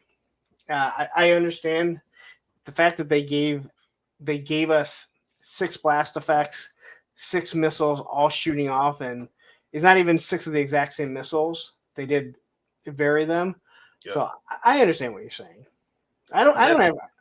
But that's the thing, is like we got like, I think some people forget, like, you can give constructive criticism. I do it in my reviews, you do it in your reviews. It's like, hey, this could have been better if you did it this way, this. And that's for the companies to hopefully hear it, and evolve from it. And look, he does look like Dr. Disrespect. He does. But no, it is perfectly fine to give constructive criticism. And I tell everyone in my reviews, and I don't know if you do the same thing, but I do my reviews differently. And obviously most of the people watching know, I'm giving you that firsthand look through them. But my experience may not be your experience. But if you notice that and it's kind of what I mentioned to you, because when you ask, hey, does everyone want to see the articulation? But if someone has a stiff knee and you start noticing 3 or 4 guys have stiff knees, then you can kind of look at me like there's probably an issue with the mold. Right. They need to fix that joint, and everyone just needs to kind of look out for it. Don't be He-Man. And I know people do it. People will try and bend an elbow or a knee just so they can snap it and they go, look at this piece of shit from Hasbro. Or they do it with Valiverse or whatever. It doesn't matter what company it is. If someone doesn't like a company, there are people that will buy a product to try and break it and then show everyone. And it's like, I don't have that much money. I mean, YouTube's not paying me that much money. I've mentioned that before. And then plus what they'll do is like they'll break the shit, complain about it when all they have to simply do is send an email to the company and they usually take care of it. You know, Yeah. like my Shockwave was missing his knife when I opened the little pouch, and I was like, "Damn it, no knife!" Reached out, did all the stuff for Hasbro. They did that whole, "We'll send you something, you know, if we have it in stock." Blah blah blah. They sent me a brand new Shockwave, whole complete figure, and I was like, "You just got to do it in a timely manner." And if I would have waited, then I probably would have got some random ass GI Joe, probably Snake Eyes from the Snake Eyes movie. So they never bitch. But yeah, man, it's like you can see all the shit behind me. I got fucking Boglins up there. You know, I got a Titanfall helmet. I got some Tron figures. I got a fucking Popple. He's asleep right there. You know, like collect whatever you want and play with whatever you want. You don't need to break shit and try to like shit on people because they collect something you don't like. I mean, there could be somebody in the chat that collects My Little Ponies. I don't collect that shit. I don't even collect Motu, but I respect it. Hey, that's what brings you joy. That's what keeps us fucking from going crazy and putting a gun in our freaking temple, man. It's like it keeps us grounded to be able to communicate and just have a conversation about action figures being GI Joes. For like, hey, when I was a kid, I had this one. And, you know, sharing that nostalgia feeling and not having somebody judge you or take a shit on you because you collect this type of line that they don't collect or approve of, you know, or it's not the cool thing. It's like, and that's the whole thing. And I think I'll tell people, like, I'll make jokes like, dude, that thing sucks. I would buy it. You know, I want someone to kick back at me. I've always been like that. I want you to kick back. If I tell you reggae sucks and you like it, I want you to go say, I want you to look at me and go, good for you. I love it. Awesome. That's exactly what I wanted to hear. Don't be a sheep. Don't follow. So if you like something, you know, then fucking like it and have fun with it. I'm totally with you on that because I have all kinds of shit. I bought this stupid skateboarder figure, right? I was actually going to do a review. It's so bad. I don't even want to do a review. Don't buy it. I can't. I tried doing a review and I'm like, I can't fucking do this. It's so bad. It's such a bad figure. Like the way that it moves, the head keeps popping off and shit. Like Eric, you take that back. Primus doesn't suck. I'm not a Primus guy. You cannot like their music, but he's an amazing bass player. But I appreciate it. And there's a couple songs that ring in my head from skate videos. So it does have kind of a special place for me, at least the one song. Some people don't like Buckethead. But yeah, I don't. He's an amazing guitarist. Oh yeah. And that's again, like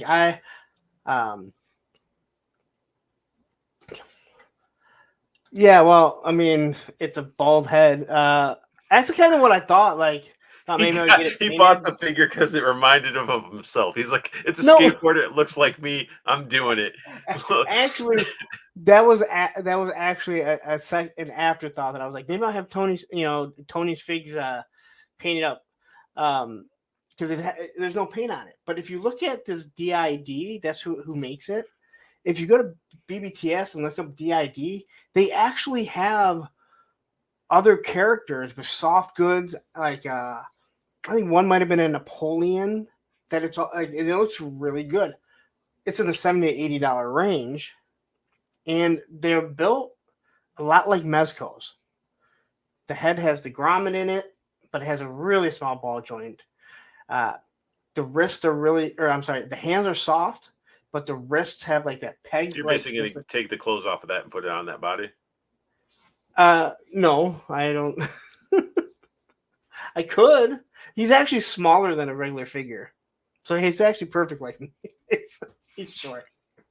All right, so let's go back here. You go to college, you get a job.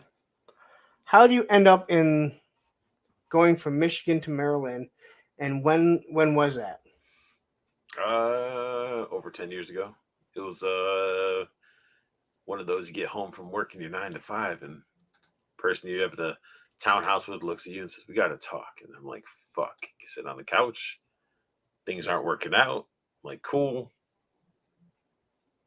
what am I going to do? Either stay there or whatever. My brother at the time was in Maryland. He's like, I can come to Maryland. I'm like, all right, let's do that. I ended up in Maryland. So it's like And shitty relationship and in Maryland. Shitty relationship going back to Michigan. Go fucking figure. so you're saying relationships are really your problem? Well, not now.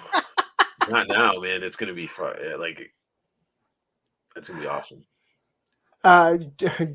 Joe A. Collect says, also thanks for the heads up because I was staring at that skateboard figure. I want to like it, and the skateboard is way too small, but a tech deck is way too big, and this is a smaller tech deck. He also has Vans on, and I hate the Vans shoes because they're garbage shoes. But I could deal with it. I was hoping I was hoping you'd be able to pose them a little bit bigger, a little bit better. But yeah, things kept like I don't know.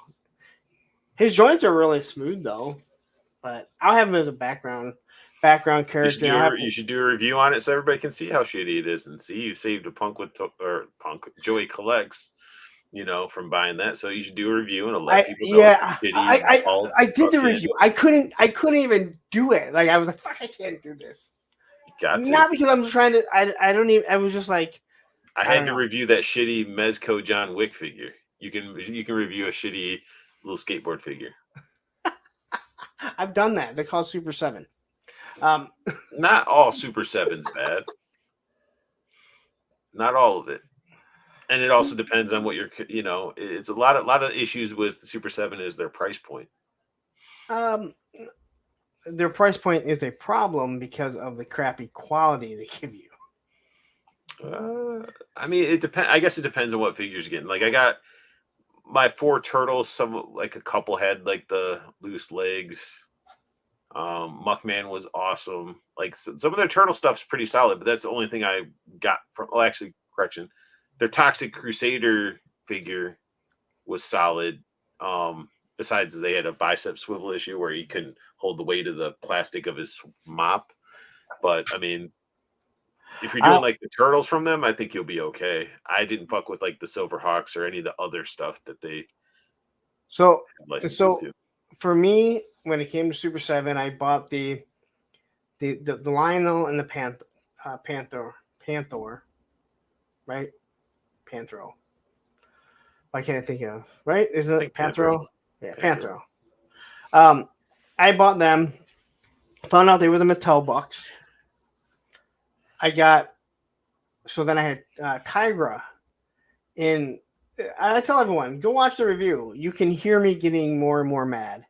And a lot of it has to do with me hearing Brian Flynn pretty much tell people, fuck you. Sorry, it's good enough, even though we didn't give you what you bought. He just reused all the Mattel molds for a lot of that shit. But what those $2 didn't bother me. It was the Chitara, the Tiger one. Then I got the Chitara. And then I ordered the SDCC bat, and that was just it. I'm like, these are trash. I'm never buying these. I want to get their color changing Zartan, but it's like, I don't know. I couldn't get into like their animated Joe stuff. Like if you kept it in package, I mean, I think it looks good. It looks like it's from the cartoon, but yeah, I don't want stuff in package. Yeah. I mean, they have great package presents in there. Like but you're paying also for that packaging. Yeah. Again, if you like it, then awesome. I'm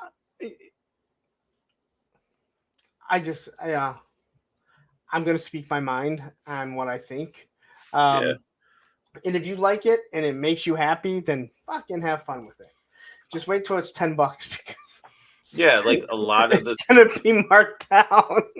A lot of the stuff I did get on sale. I mean, I think I got four figures for like $100.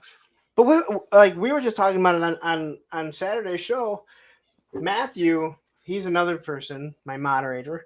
He sometimes will go in on someone, and there was a guy he did a review on the Super 7 Snake Eyes, and he said that it has better articulation than the Classified. Well, that's a shill. Well, that's just a flat out lie. Well, yeah, but it's a shill too. They don't want. They're trying to be super nice about a figure that they know what they're saying isn't real because they hope that Super 7 will watch it and then get some. Yeah, but this was shit. a little guy, like a little. This guy was not like one of the bigger channels. Yeah, that's the little guys. That's how they think it works, though. Yeah, and Matthew went in on him, and the guy ended up finally blocking Matthew. But he was like, he's like, it doesn't like. That's just a flat out lie. The fact that there's not even double, like you can't even like double joints, no double joints, and they don't even get 90-degree turn. Like don't even. There's no 90-degree bend in the elbows or the knees. So if you want to say you think it looks better, then go ahead. Like that is your own opinion. But articulation, that's kind of a fact. Especially when it comes to comparing a classified compared to an ultimate. Right. Okay, so Joey Clark says some of the Super 7 look nice, but I personally just like a lot more articulation in my figures. And I've said this so many times because people are like, well, Mythic Legions are just too expensive for that little of articulation. It's like, that's not what you're buying. You are not buying articulation when it comes to Super 7. You are buying sculpt, paint, soft goods, and an amazing figure. All right? But I mean, but if anybody that's familiar with this guy, you know that the articulation problem is being resolved. Yeah. But even then, when you look at most Mythic Legions, even with a subpar articulation, I feel most of their weapons are designed to fit and work with them. So, yeah, I mean, I have no issues with that. You're not going to get it. Okay. That's the Mythic Knight. That's the newer style of articulation. But I mean, here's another example of some Four Horsemen quality stuff.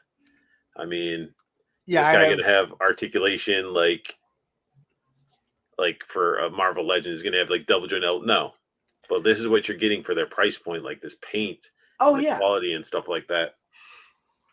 And that's what I tell everyone. But even though I have two Cosmic Legions, and the one has that big sniper rifle, and that sniper rifle and I have him sitting there in a sniping post. It's made so I can get it. You can't get you cannot get one of those GI Joes from Super 7 to look like they're aiming. But again, I don't want to get on. I don't want to upset Brian. But I mean, but you could say that about not even like Mythic Legions. Like if you pay a little bit more for certain figures, you're going to pay more for a lot of imports. That's inevitable. Yeah. But I mean, look at Diamond, like Marvel Select figures. You pay a little bit more, but you also get a lot. The new Captain America that they did is phenomenal. Paint, sculpt, articulation. Again, this Thrace figure, right? She's amazing. Maybe the best looking female figure I've ever seen. All right. Damn wired soft good. What? The wired soft good, so good. So she doesn't have any. Her articulation is never going to match, the new Scarlet. But that's not what I'm paying for. And that's what I try and tell people. I go, you're paying for an amazing face sculpt, amazing paint, the soft good with a wire cape. But everything that she has is designed to be used with her and can be used. And even like. Well, a lot of people too don't realize that all that stuff's modular. Like, if you guys aren't aware, they're made to be popped apart and swap parts, sort of like what Motu does for their figures, and they want people to customize. That's why their Legion builders are super cheap. Usually, you can get them for like 25 or 26 when they drop them. They don't have all the paint and washes like a named character would, but you're not paying that price. Plus, it allows you to do your customizing yourself. Like there's a huge customizing community, with Mythics. No, but I mean that's the difference, and I don't know how we got on Super 7 other than the name got brought up, and I went. But I mean, that's what we're talking. We're talking about toys, man. That's action figures, shit we collect. No, yeah, no. Again, everyone is, and again, if you like Super 7 and you're like, hey, I don't care. I want GI Joes that look like the cartoon, and that's why I'm gonna buy them. Then hey, that is good. Have fun. If you enjoy it, I'm not gonna try and stop you. I may not understand it, but I don't understand a lot of things. I don't understand why people in Detroit buy foreign cars. You looked around, everything in this fucking Well, everything in the state. What? Well, you know why? Because they're morons. No, because they're more durable and they last longer. That's it. See, that's bullshit. Statistics, bro. It's just statistics. Yeah, it's bullshit. If you're talking about 80s cars, yes, I'll give you that. They made some shit cars. I'm not going to get into that one because I have my feelings on that one. When you live here, okay.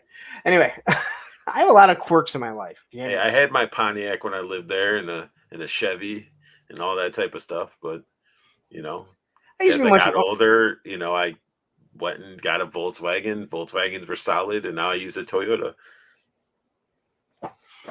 Yeah, see, I would be disowned by my whole family.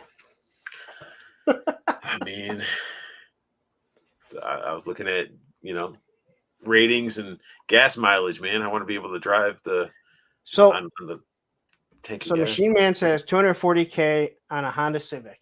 So I had a Dodge Avenger, 08 Dodge Avenger. I put 260,000 miles on it. I gave it to my daughter. She just sold it so she can move to San Diego, and it's pushing almost 300,000 miles. Where is that made? Right down the street, where they now make the Dodge trucks. Anyway, I'm not going to get into that. That's not toys. So you're in Maryland now. Yep. You're going to be moving back here. Yep. What are you looking for? What are you looking forward to when you get back here? Lots of drugs and hookers, and they have that in Maryland too. You know. Yeah, they do. They do. They probably do.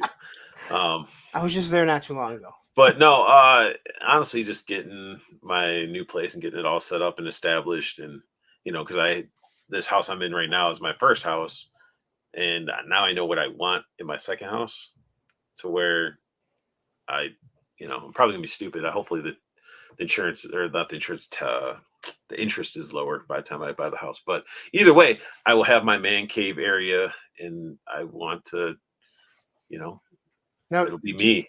Do you have only. an area that you're moving to, or are you not sure yet? Probably Taylor, Tucky. Taylor, Tucky. You said it, not me.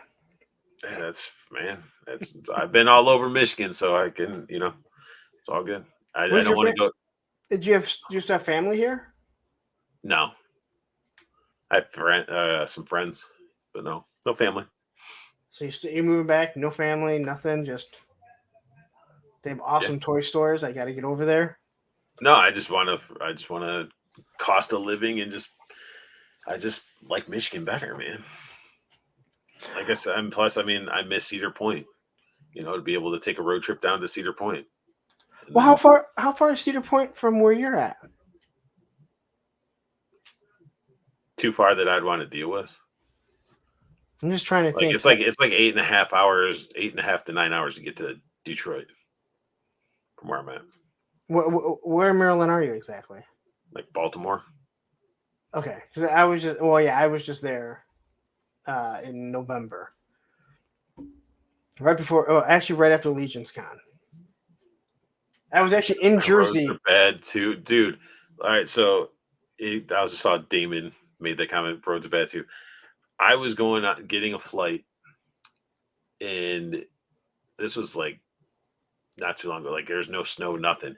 So I was going to catch a flight. We were on a ramp, so it's like you're on the expressway, and then it sort of branches off to like an on ramp to another expressway, if that makes sense.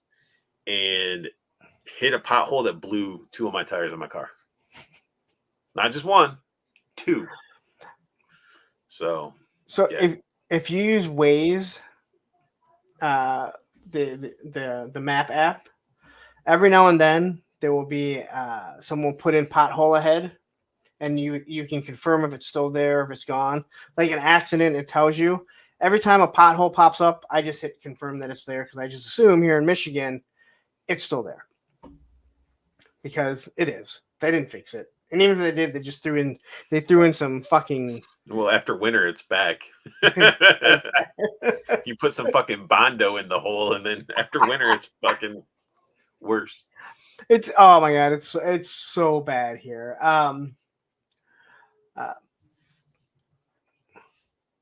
So Damien's wondering when you're coming back. The plans are to try to have this house sold by no later than November, and then, I have my buddy's place that's here that's allowing me to move my shit to it, and I'm gonna basically be at his place looking for houses. See, I thought that you said when I first found the channel, I thought you said you were moving back then, and I remember it was supposed to. Okay, but because that would have been like probably around October, November. Oh yeah, I should have been out of here about a year ago. Okay, because I had made a comment about like why, because it was cold, and I remember like why the fuck would you move from Maryland to here in the winter? Because that just sounds awful. I mean, moving's awful as it is, let alone in the winter when it's just fucking freezing. So you basically just got stuck there a little bit longer than what you want to be. Yeah, exactly. Situations get complicated, and especially when you got that other person that's like, I don't want to do shit. I just want you to sell the house and give me my half of the money. And I'm like, man, you didn't pay shit on the mortgage. You shouldn't have any of it. But hey, I said the I do stuff. So lawyers don't care. Oh, we ain't no fucking lawyers. Kidding me? I was like, I made sure where I was like, we're doing this as mutual, because if we do this shit with lawyers, I was like, it's a waste of fucking money. Divorce lawyers are so fucking expensive. Yeah, yeah. Well, I mean, I wasn't.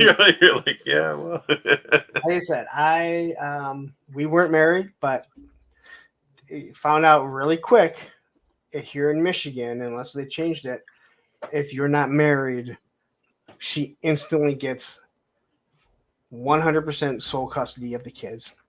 So you are fighting an uphill battle, and I was like, what? They live with me, and it didn't matter. So well, you already have an uphill battle because you're a dude dealing with custody shit too. Yeah, exactly. Well, right there, I mean, they already, anything I had to do, it was my lawyer had to put everything in. So I was constantly, incurring charges because I was fighting. The fucking lawyer fucking farts. Oh, well, I was talking to you when I farted. That's an additional $300 that you have to. Dude, it was. They're expensive too. I'll just say that. They're expensive. Anyway, we don't need to talk about that shit anymore. Like I said, my ex and I have a good relationship. Years later. I mean, that works though. You have kids. You should have a good relationship. I mean, we have kids. You don't have kids. I know that. Or do you have kids? I should have asked you. No, I don't have it. No. I'd say you're still young, but man, 41. I know, dude. I got maybe like 19 more years to enjoy this before I croak. I'm saying I'm giving myself like 60 years old. You are. You are absolutely correct. That's true. 3,000, I would have been celebrating. I had about 4 onto that. And that was because we didn't have to have a divorce and didn't have to break up the house or anything. It was just custody. And just as shitty. Yeah. Only thing I didn't lose everything. I didn't. Or else you wouldn't have that G.I. Joe collection that you have, You would be pulling out those retro figures to show them next to the new figures. So. Yeah, you're right. That shit would actually that stuff was already packed. That stuff was already put away. I actually moved to my buddy's house. so I was no longer paying for a storage unit where they were all at. But yeah, you're Joey collects. Didn't realize I'm not 41 until June 8th, man. oh wow, I hate you. Tony's fake says Arizona is a daddy state. Well, I guess I should have went there and filed that. Because you can pretty much file in any county that you want. That's why people leave this, or actually people come into this county where I'm at and leave Oakland County because I heard Oakland is awful, like absolutely awful for the guys. And they said Macomb is actually pretty good, which is where I'm at anyway. So people will jump around and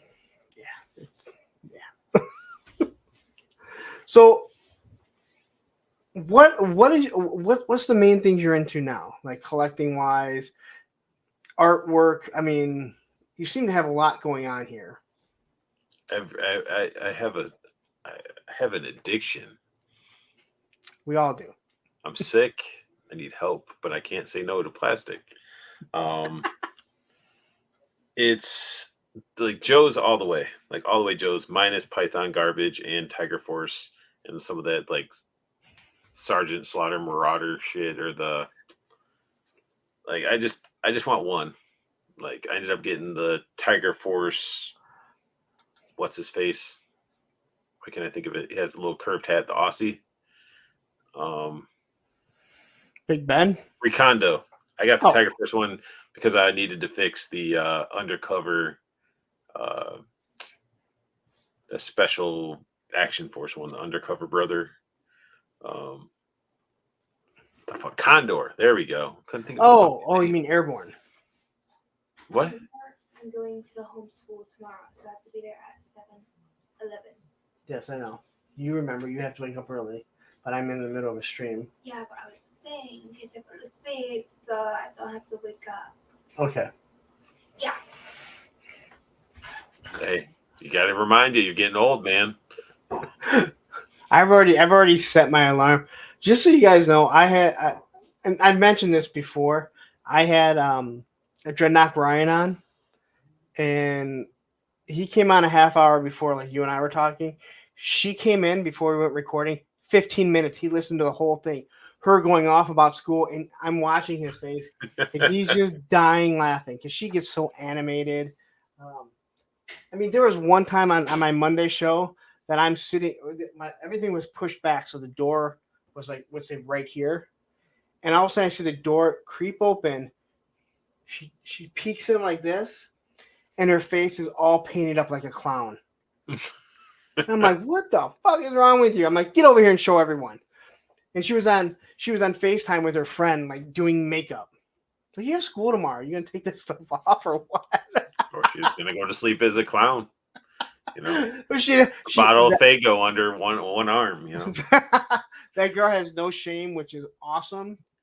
Which I tell her, I'm like, dude, that's awesome. Enjoy it, man. Like, you shouldn't be ashamed of anything that you do. And she's super smart, so she's the one that wants to go to University of Michigan to be a lawyer. There you go. A prosecutor. She doesn't want to defend criminals, which I'm like, thank God. All right.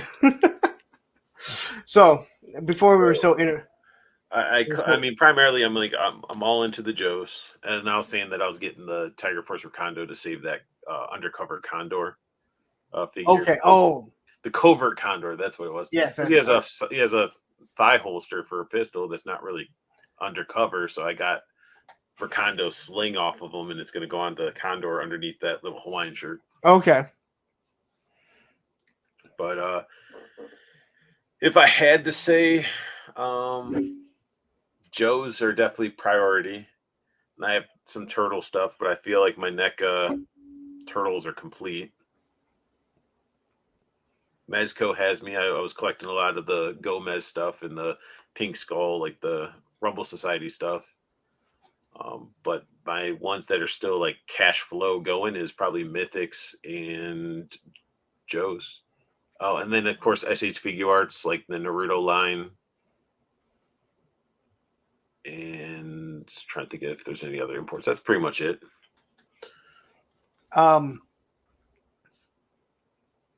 So when it comes to turtles, you said you're pretty much good with the NECA? Because I Yeah. mean, I know people. It seems like there's a lot of people that are into the NECA because they have one type. Other people into the Super 7.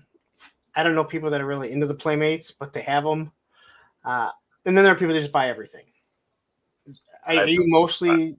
I have all the play. I have the Playmates. Then I have the Nickelodeon Playmates, and then I have some of them from the show after that. And then I got Reveltech Turtles. I got Super 7 Turtles. I got the first NECA Turtles, and then now the Lawson Turtles, and then the movie Turtles. But yeah, when I'm saying like what I'm good with like NECA, like the comic, the Lawson style Turtles, I'm like, I got them, Splinter, Shredder, and some foot and shoulders, and I feel pretty complete. I don't need to get every character from it. Joy collects. She gave no fucks about your live stream. Nope, she does not. Like, Yeah, lock your damn door, man. I can't because Roman comes in and out. So she has to be the one to let him out because my son usually gets mad about it. He hates when he's got to be the one to do it, but so if she's here, she does it. So no, she does that, but she's awesome. She's awesome. I could probably get her on here to do a fucking stream with me, and she would amuse every single one of you people because she's something else. Everybody talking about my Tron figures. Like, these are the diamond ones, and they're gonna stay in that packaging. Like, these ones are in like the retro carded packaging inside a box, and then this is a giant like arcade that if you press a button, it like turns on some black lights and glows and shit like that. I almost bought it when I was in Disney World, a Tron figure. I think it was Diamond Select that did it. And it was awesome. It was like $70, I think. And I don't have any Tron figures, so I said, you know what, I'm not going to do it. I should have because I had money at the end of the trip, so I should have just bought it when I was. But it was that shit was like super cool. Sometimes they have some pretty cool stuff at Disney World that you can't get other places. But I know when we were there, we looked at a bunch of stuff, and I'm like, you're not buying that because I can get it for 75% cheaper, not on sale. Yeah, exactly. Target, Amazon. Exactly. I can order it right now for you, and it'll be at our condo before we get back. So I didn't realize you were that big into G.I. Joe. Now, what about Action Force? I know you were collecting some of the Action Force before. Are you still? I mean, I have a good amount of Action Force. Their Wave 3 was their best wave. All the women figures they did, I think, were freaking awesome. Their problem, all their people look scared. Like, their eyes are all fucking bugged out. Like, Condor looks like he just saw a child get blown up. Like, it was just like, it's like all of them are scared. And I picked up, like, I have like Trigger. He's cool because he has glasses on. You can't really fuck those eyes up because he's wearing glasses. Sergeant Slaughter placeholder. I don't need it anymore. So that sort of it was a placeholder until we got the one from Hasbro. But I have a good amount. Are you still like are you in on the next wave or? Probably for the Samurai guy. I need to see what the other ones are. I want to get the 100th figure just so I can review it. I don't think I'll like it because of the fucking shoulders. Action Force figures have issues with their traps and shoulders being so fucking high that their arms are so low. Thank you. He put this big ass vest on this guy, and so he has his shoulder pads up to here, which are just fucking ridiculous. Like, they need to be more form fitting. Like, example being, I'm going to use Shadow Tracker. This gap right there. Look how low those arms are. I know. I have bitched about it, and people have argued with me. And you know what? It is not on the prototypes. If you look at any of the prototype shots, that gap is not there, and it really looks dumb. Shoulder pads, they should be more like so. Yeah, but like it looks so bad on a figure like Trigger because it's his trap is hanging over. It's like that's not how your body looks. Your trap should end right there, and then have your shoulder ball right there, and it looks awful. And it also prevents from getting a good T pose. Yeah, I know. And he has the updated necks now.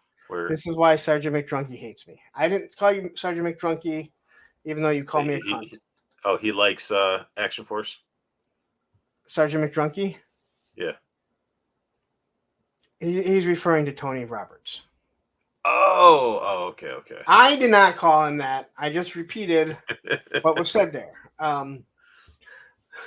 It's like, honestly, it's like they're both good. If they weren't good, I wouldn't have got some of them. But it's like for anybody to say one's better than the other. No, I think again, I've had to argue with people. I think the Valaverse makes a really good figure. Unfortunately, for 3+ years, they only have $3.50, not including the women.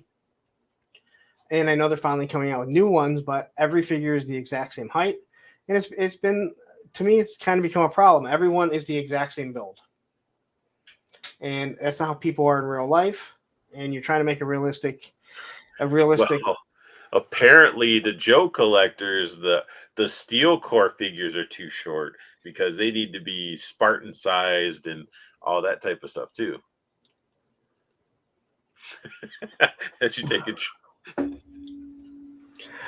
Or Clint Jorgensen says, or like Eric Lidstrom is to Ray Borg. We met Nick Lidstrom. Clint Jorgensen went. Yeah, he and I go back and forth. Is sweet though. Oh, people think that I hate Action Force, and if you watch my reviews, I've been pretty open about how they're really good. I had the Scarab; his leg broke right out of the box. I was told that I need to warm it up. What? Did Bobby take care of it? Yep. Oh yeah. I was told. I did the same thing. Yep. I was told I need to warm it up. I opened it. It just fell out. It fell right off. Don't tell me I need to warm it up. I had an issue with the Night Ops Steel Brigade. That his head, I went to pop off his helmet, and his whole everything just split. I was told that I don't know how to pose I don't know how to take the heads off figures. Then I started getting inundated with people sending me pictures of their Action Force and their Delta Trooper doing the exact same thing. I mean, all of them, that sonic weld up on the traps in that area, and a lot of those figures are not the best. You can sort of see the spacing. Yeah. Oh, yeah. But again, actually, you gotta be careful with the pop and swap, because those, even though he's improved like the articulation where they're not stick or anything, those wrists, those hands, you still got to heat those wrists up. They're much better. The original ones, and I have my Vase of Vala hands. There's so many hands. It's there's night and day. Like the original plastic compared to what it is now, it's night and day. And I've said this before. The thing about Bobby Vala when it comes to his figures is he was from Series 1 to 1.5. They got better.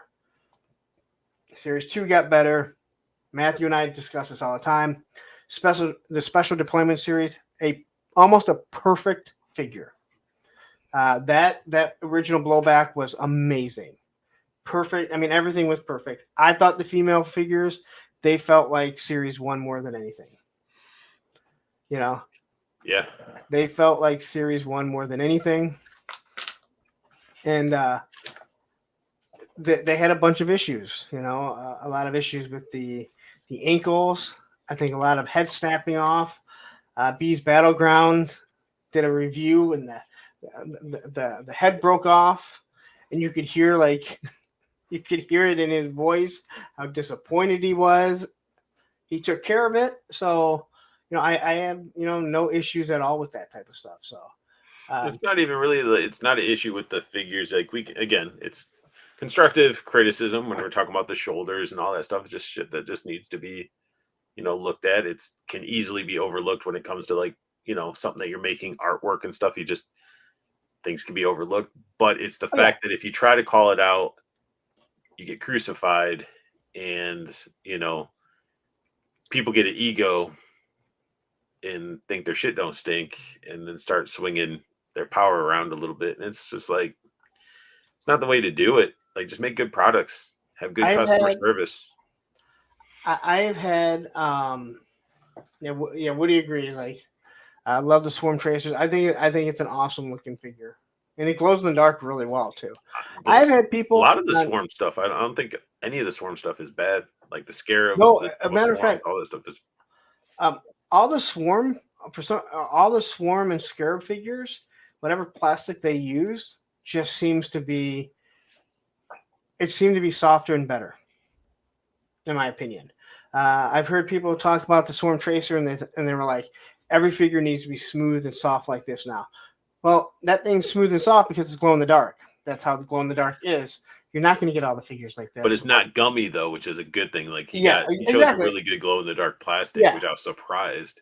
But I can tell you, I mean, I have done Joe reviews and Action Force reviews, and in the comments, I will have a person calling me a shill for the company, and then also a hater. And I'm like, how is that even possible? How did you hear that I'm a total hater, but someone else heard that I'm a shill on different lines? It's like, all right, okay, I guess if that's what you think.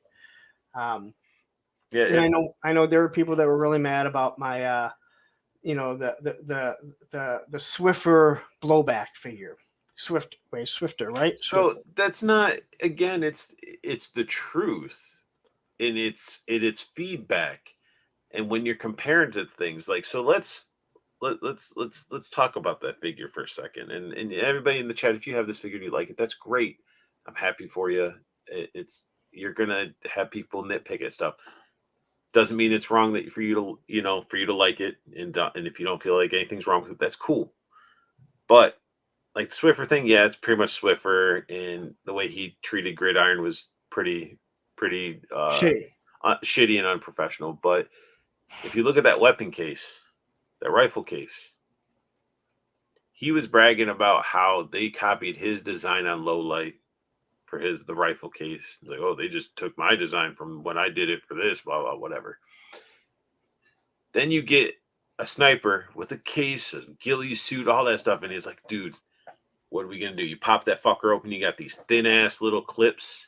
There's no foam. There's nothing in there. It's like shit you'd get at a dentist office. Or like you open it up and have those candy bones inside. Like it just that's a good analogy to it. It's not as spectacular as it could have been. I have it right here, actually.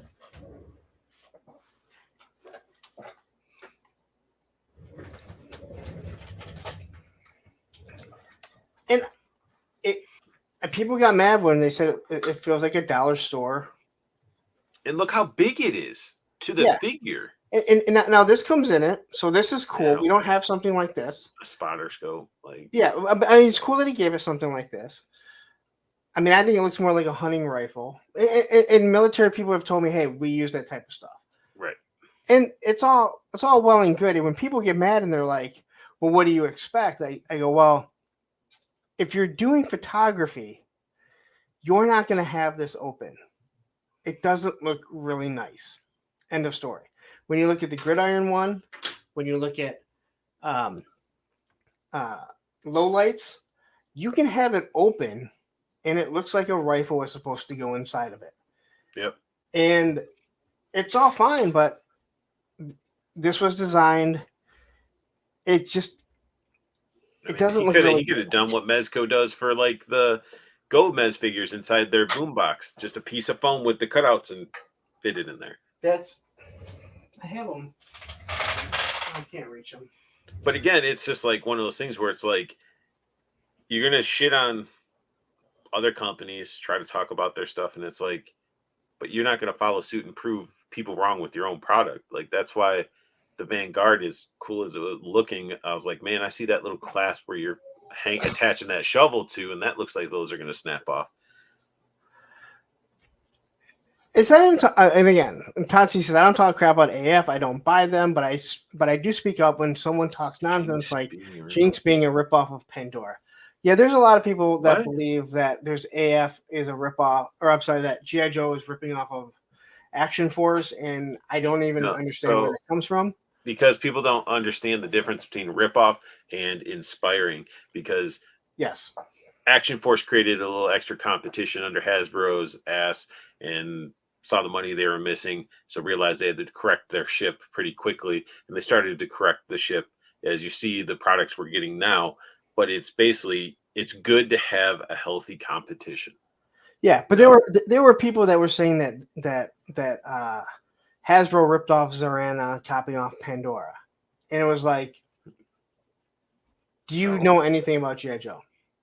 And you don't even know a lot, but that Zorana looks pretty much identical to the O-ring, so there's no way that you can even kind of come there and say that it was ripped off. But people were saying it, and it's like all you need to do is a quick Google search. That Zorana's been around. But they're not going to, because they're gonna drink the Kool-Aid. That's true. And again, I think they make really good product. For the most part, I kind of got out of it for many reasons, and I've discussed this before. And I think Monster Force I only have so many funds, and as of now, from what I've seen from Monster Force, even though it's not out yet, they're gonna be good. I would rather put my money towards that. But Hasbro's getting all my money from G.I. Joe because that is my love. Like the Action Force. Yeah, it's this gun, except mine is white and minty green. Exactly. The weird medic color. That's what I call it. And I was like, it's a weird color choice. It reminds me of like the medic Viper. This one right here. This one with the suppressor on it. It's a and the handle. I absolutely love this gun, and it looks great on Beachhead when you put this. Someone told me what it's called. This is what Sergeant Slaughter came with. The gear that the Sergeant Slaughter came with. I took off this Beachhead's vest, threw this on it, and I absolutely love this Beachhead. We got the retro one coming around the corner. Yep. Hopefully at the end of next week. Hopefully. If you got it through Amazon. I did. I buy through a couple, and then whoever sends it gets it first. And here comes my buddy's customs, Motu. That is all. Dude, Motu, you Motu collectors, man. It's got to be awesome, but it's also got to suck because you got to deal with Matty Collectibles website with those freaking exclusives like that. That's awful. But you know, Motu right now, price point wise, and what they're pumping out is awesome. And Matthew, you're absolutely correct. I want to like Monster Force, but I need product. I agree. I was talking to Bobby B about it, and he kind of said the same thing. But because people are like, they better be good after all this wait. My only thing about Monster Force is that they haven't taken any of our money.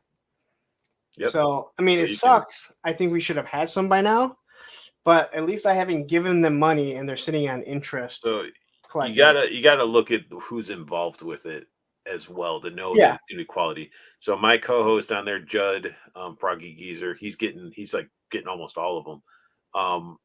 He has them on pre-order and everything. So he saw them in person. It was a show that was going on in Ohio or something like that. We saw them at PowerCon. That's what it was, PowerCon. Yep. He saw them, and then he said that they looked great in person. And also, you got to look at the companies. Like, you got Gridiron doing like weaponry. You got Fresh Monkey Fiction doing the figures. So there's a track record. There's a track record for the company. Yeah. It's not a brand new company coming out of nowhere. Those Santa figures, I know a lot of people that got those Santa figures and love them. Matthew, I think, has Santa. I think Matthew has a couple, and I'm not sure if he's super happy with them, but I don't remember completely. I know a few people have the Santa or the Krampus, and have compared them to who else is doing the Santa figures? Yeah, maybe it was NECA, or does Krampus. Mythic Legions. Yeah, Mythic Legions did the Krampus and they did the Yeah. Santa.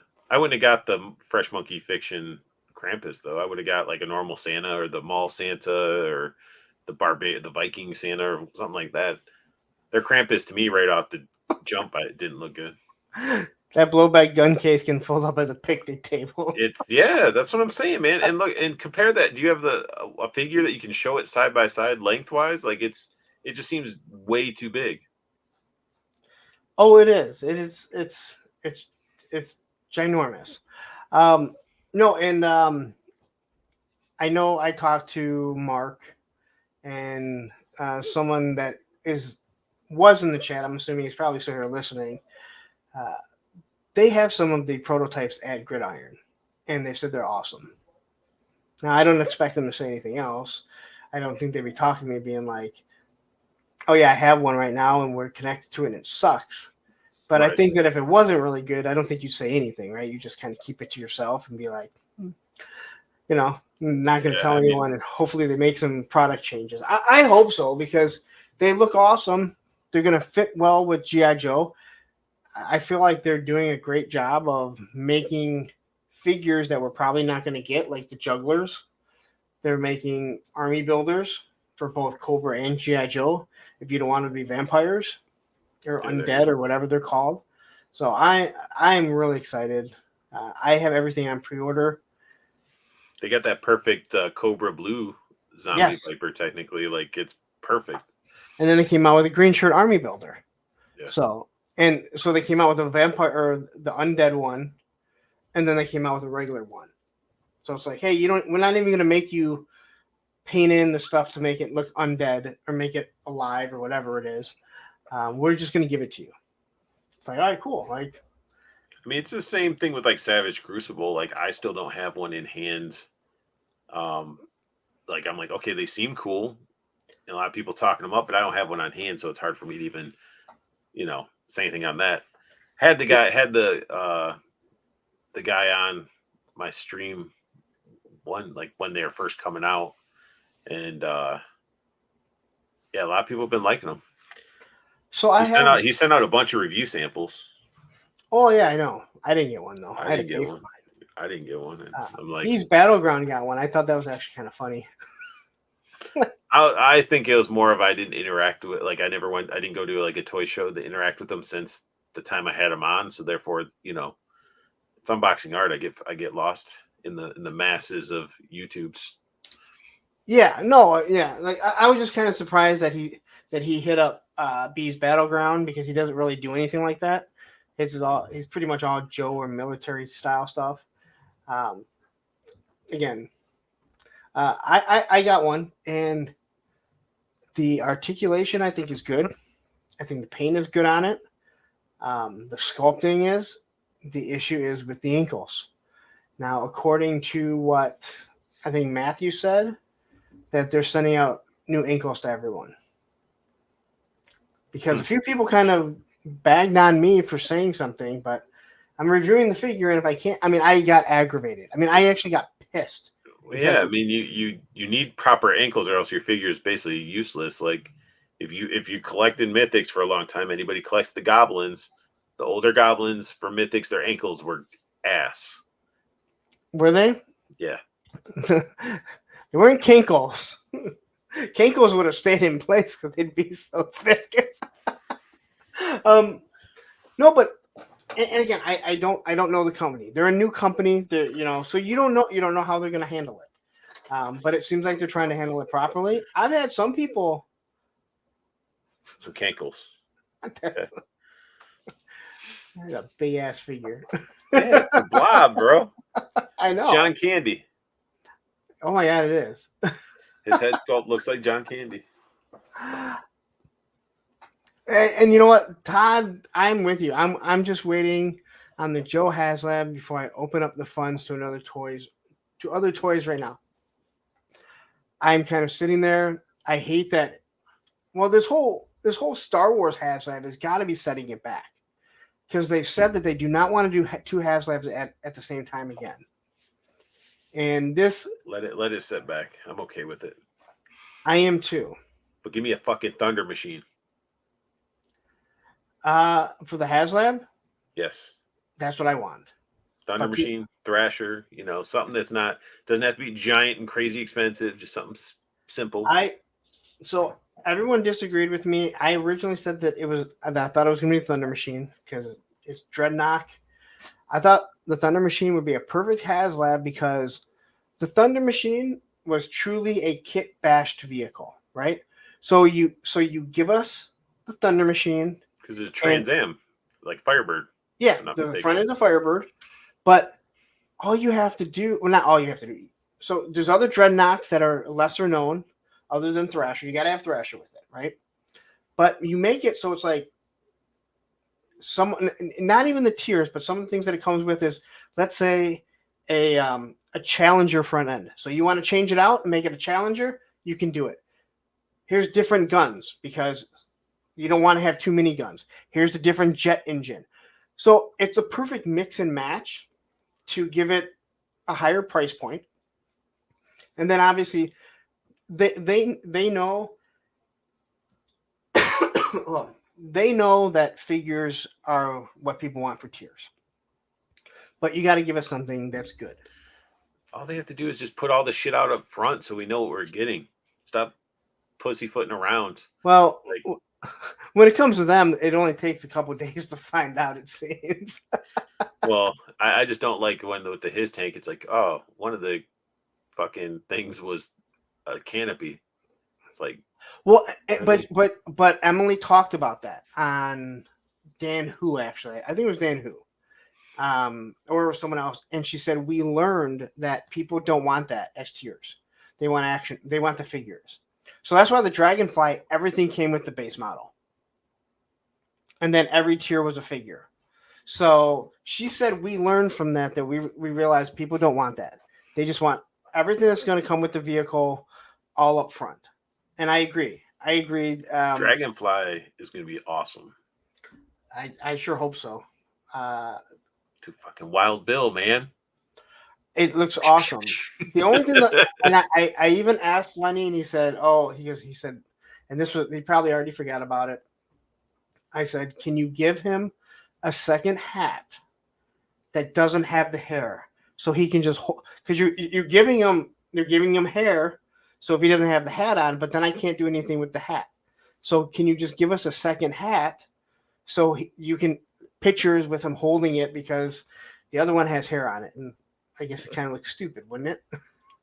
Yeah, it's like, here, my wig is attached to this one. Eric Thurman, it says Road Pig Deluxe with a motorcycle. How about a dog? I'm just saying. I don't think Road Pig with a motorcycle would make too much sense. I mean, it would. I guess all of them would have motorcycles, but he'd have to have a big ass like Harley to support his big fucking body. So somebody hit me up and said that there was rumors that Road Pig will be coming with a pit bull. It'll use the same body as Junkyard. I don't know if that's true, because I'm okay with it. They're swamp gang people. Like, but the reason why I said I don't know about that is because pit bulls have tails. So this is a custom of my dog, which is just Junkyard repainted, right? I got a really shitty camera. I need to get a better one. So that's just a dog biscuit that's in his mouth. But I don't know. I don't know if that's true or not. Somebody sent me a message and said that this is a rumor that they've heard. Like, I haven't heard that at all. We all know Road Pig is coming. I mean, it makes sense. Like, he's hanging out at the swamp at the bayou with all the others, and then they have a fucking dog there to ready to shred you apart. Like, it makes sense. I will say this though. I will say this. I don't like a pit bull being. I don't like them if they're gonna make a pit bull as part of the bad guys. I don't like that because they already have such bad stereotypes. It's like, no, it's inevitable, man. And it's technically they're the sweetest dogs out there. They're really good dogs. I know. I have one sitting right over there, passed out. So, but yeah, they got the stereotype. But I mean, shit, we got a Rottweiler with the angry face. Yeah. Oh yeah. Well, Tony also did the angry face of Roman, and he even said the same thing that I did. I don't like it because Roman doesn't act like that. But this is kind of what he looks like when he's playing with this. So he's playing tug of war with me, so I guess he kind of does get that face. I still need to do a review on it. That and my I have the custom Billy that he did. Oh, nice. Which is a figure that I've been asking for. I keep bringing up to Lenny every time I talk to him. Like, we need a Billy figure. We need a Billy figure. We need a Billy figure. He's pretty essential in the comic book. Yeah, I got to get through the whole PR shit. I was like, Lenny, you should come on. He's like, I'd love to. And then I'm like, email their PR team and no response. I'm like, damn. It's like Emily even said to email the PR team. I'm like, I sent 2 emails and no response. Well, that really upset a few other people. I know that they tried getting. Now, when I had Lenny on this show, it had nothing to do with Hasbro, so it was easier for me to get on. And we ended up talking a little bit about Hasbro, but not very much. Oh, maybe that's the route I'll have to go then. Yeah, just can't strictly talk work, more industry, I guess. Well, we talked about his whole life and how he got into it. And in the last, the last half hour, we discussed G.I. Joe, and a lot of it was older stuff. But this is where people are, like on the show. He told the story about Cobra Island Roadblock, and I said, I asked him if he ever thought about making that heavy duty, and he said, no. He goes, I know everyone thought that, but he was always meant to be Cobra Island. And the reason why he has a big beard is because he's been sitting in the jungle for like 3 months, and he's wearing a hat. And bright ass white camo is great for his shirt, Yeah, but his hat is a not his hat, but the bandana that he's wearing is a chef's cap, right? So he told the whole story. Oddly enough, it's the only place that he's told it was on this, and oddly enough, the last Viper Island video, he tells the exact same story. I'm not making that shit up either. I was like, the dude's gonna do what he. I don't even care. But it's like 6 months old, 6-7 months old, But I was just laughing. I'm like, so you do watch our content, is what you're saying? Hey, there you go. Like I said, he's toy crustacean, so that's why I call it Crustacean Island now. Everyone kind of agreed with that one too. It sounds like he's more upset that his paid for subscribers can't become members and pay him money. Yeah, I don't know what the hell his problem is. Well, I know he's got lots of problems. I will say this though, I am obsessed with watching his subscribers go down right now. So, do you mess with? Do you do any AWOC? Yes, I had them on the show, or the show, for their tour. I didn't back anything, just because I can get it from Hella Dope Toys when it comes out, and like I said, I'm waiting to see what G.I. Joe stuff's coming. It's hard for me if it's something that I'm not all in on, that I'm not getting a break on, to back something, because I know that those funds are tied up now. Where it's like, all right, I know G.I. Joe's coming. There's all these Joes coming. It's what I like to collect, and you get all the HasLab stuff. Yeah, because what we're getting hit with that's going to be coming soon is like we got the Night Creepers, Doc Beachhead, Retro Carded Beachhead, Retro Carded Snow Serpent, Jinx. Am I missing anybody else? The 4-wheelers, obviously. Oh yeah, the 4-wheelers. Naga Hide. Oh shit, I forgot about him. Yeah. So those. So I'm actually. Well, that might be after that. Am I blending 2 waves together? Yes, so those are actually coming out in July or August. The Okay. retro cards that are the only ones that are still up. And I'm actually going to be talking about it this Monday because a lot of people are freaking out about that Hasbro has pushed stuff back, but in theory, they actually didn't. It's that No. Amazon's Amazon getting their stuff Amazon early. pushed everything up, and so everyone thinks that's where it's supposed to be. But if you go and you look at Hasbro Pulse, Entertainment Earth, you see where it was actually supposed to be slotted at. Yeah, But they're slotting it that way because Yojo June will probably, obviously it's going to have their HasLab announcement, and they want to make sure they gobble that up before all the other shit hits. oh yeah, we're gonna get just hit with so much stuff. Right now I'm here, Larry. That's just gross. Double dipping like that. You are absolutely correct. All these channel members that I'm just double dipping on them, just bathing in dollars. I don't even take water baths anymore. I throw $100 in and I go take baths in it. I rub myself in. It just reminds me of that Family Guy episode when he goes to dive into the big pile of coins, and he's like, they're not a liquid. So were you trying to say what DuckTales or No, well, yeah, but Family Guy Scrooge did a McDuck. spoof yeah, he did a Scrooge McDuck spoof in Family Guy, and Peter jumped off into like a bunch of coins, and he hit, and he hurt himself. He's like, "It's not a liquid." Terrence, I've talked so much about Viper Island before any of this happened. I don't, and I know a lot of people don't want to say his name, and I'm just gonna say I don't care. I'll say anyone's name that we're talking about because to me, if you go over there and you like someone's content, then good, enjoy it. I don't, but this internet is so big that I don't have to worry about someone being like, I can only watch one or the other. You come and watch it on the replay, or well, his stuff isn't live, so it doesn't matter.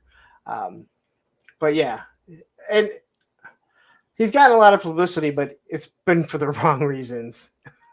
I don't believe in that whole any publicity is good publicity. Not when you lose 900 subs in a matter of 5 days.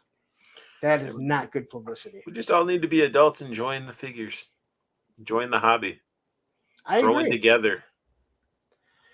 I think that's where the whole Shartimus thing comes into where I'm like, he was so focused on himself being that only castle tower up in the sky that he didn't really build a kingdom.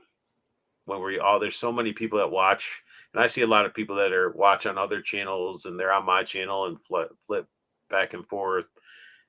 It's like we can all grow together. There's billions of people out there.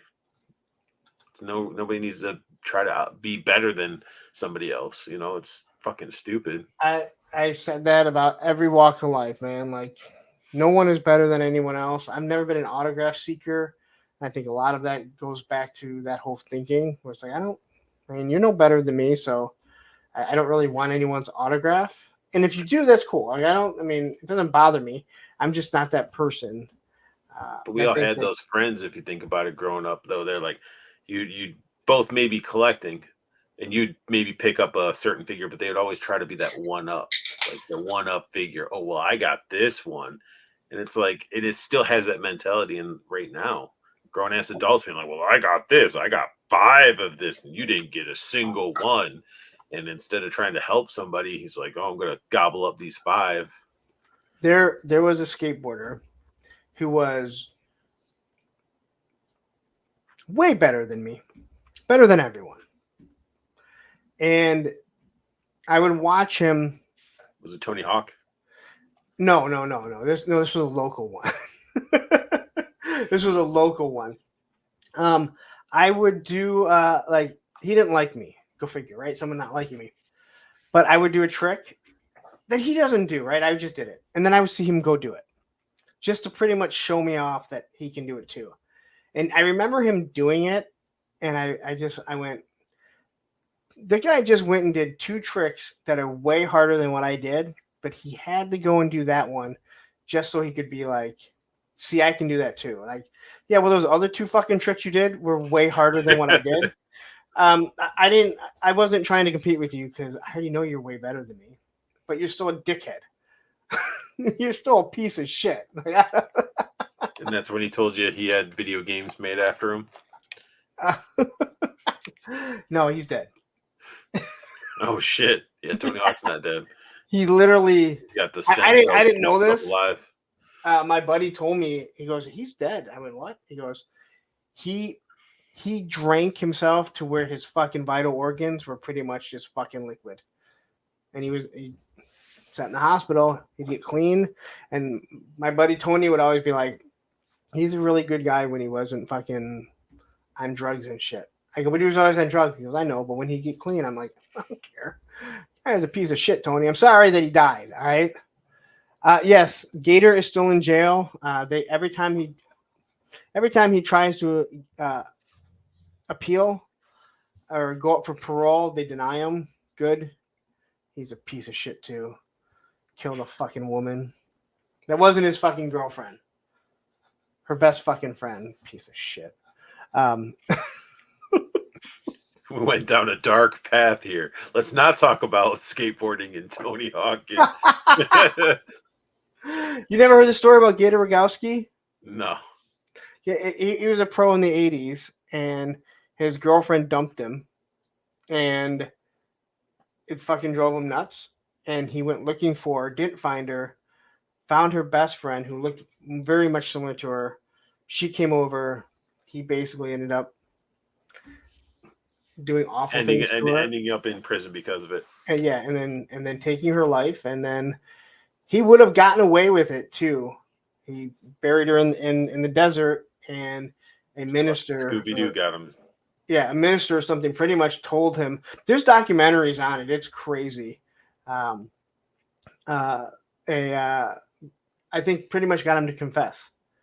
And he turned himself in, and he sits there and rots in jail like he should.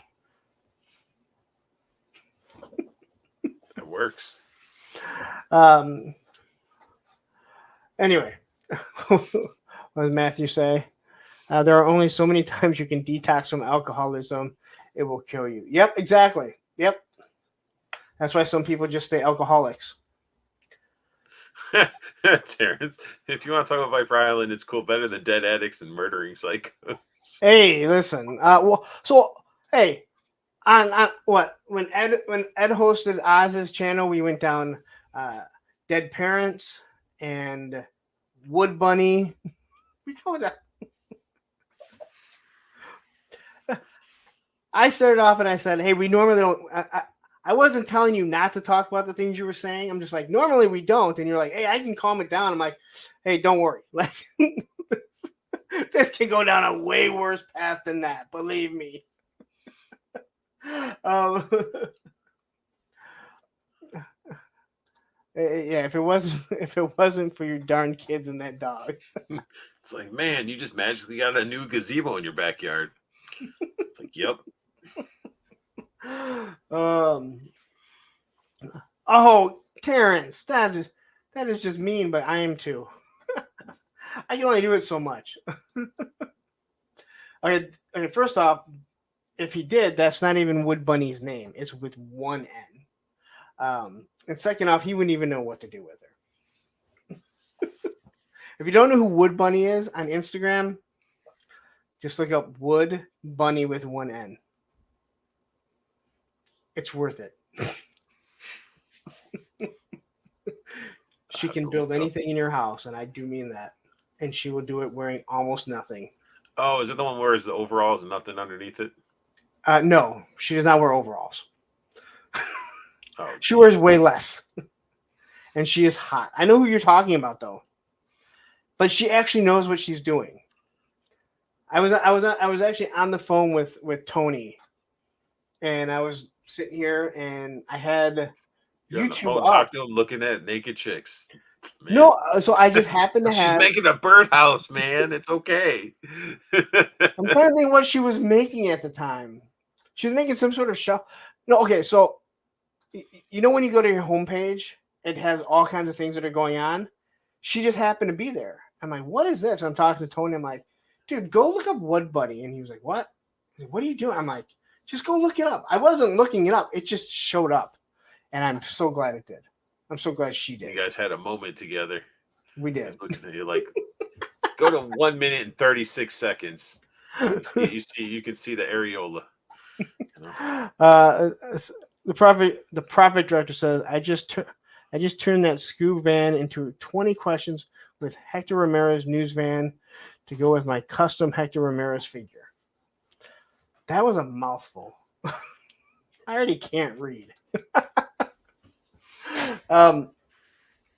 So let me just kind of wrap it up here. We're at 2 hours and 41 minutes. I don't know if you. I mean, I told you I would go 3 hours. I didn't know if you really believed it. No, I mean, I was expecting 3. I went back and saw it. I was like, on average, what is this? And I'm like, oh, it's about 3 hours. The first ones were fairly shorter, within like an hour. And I was always thinking like no more than 2 hours, but then we really go off the rails. Once you get to know someone, then you're just sitting back having a conversation.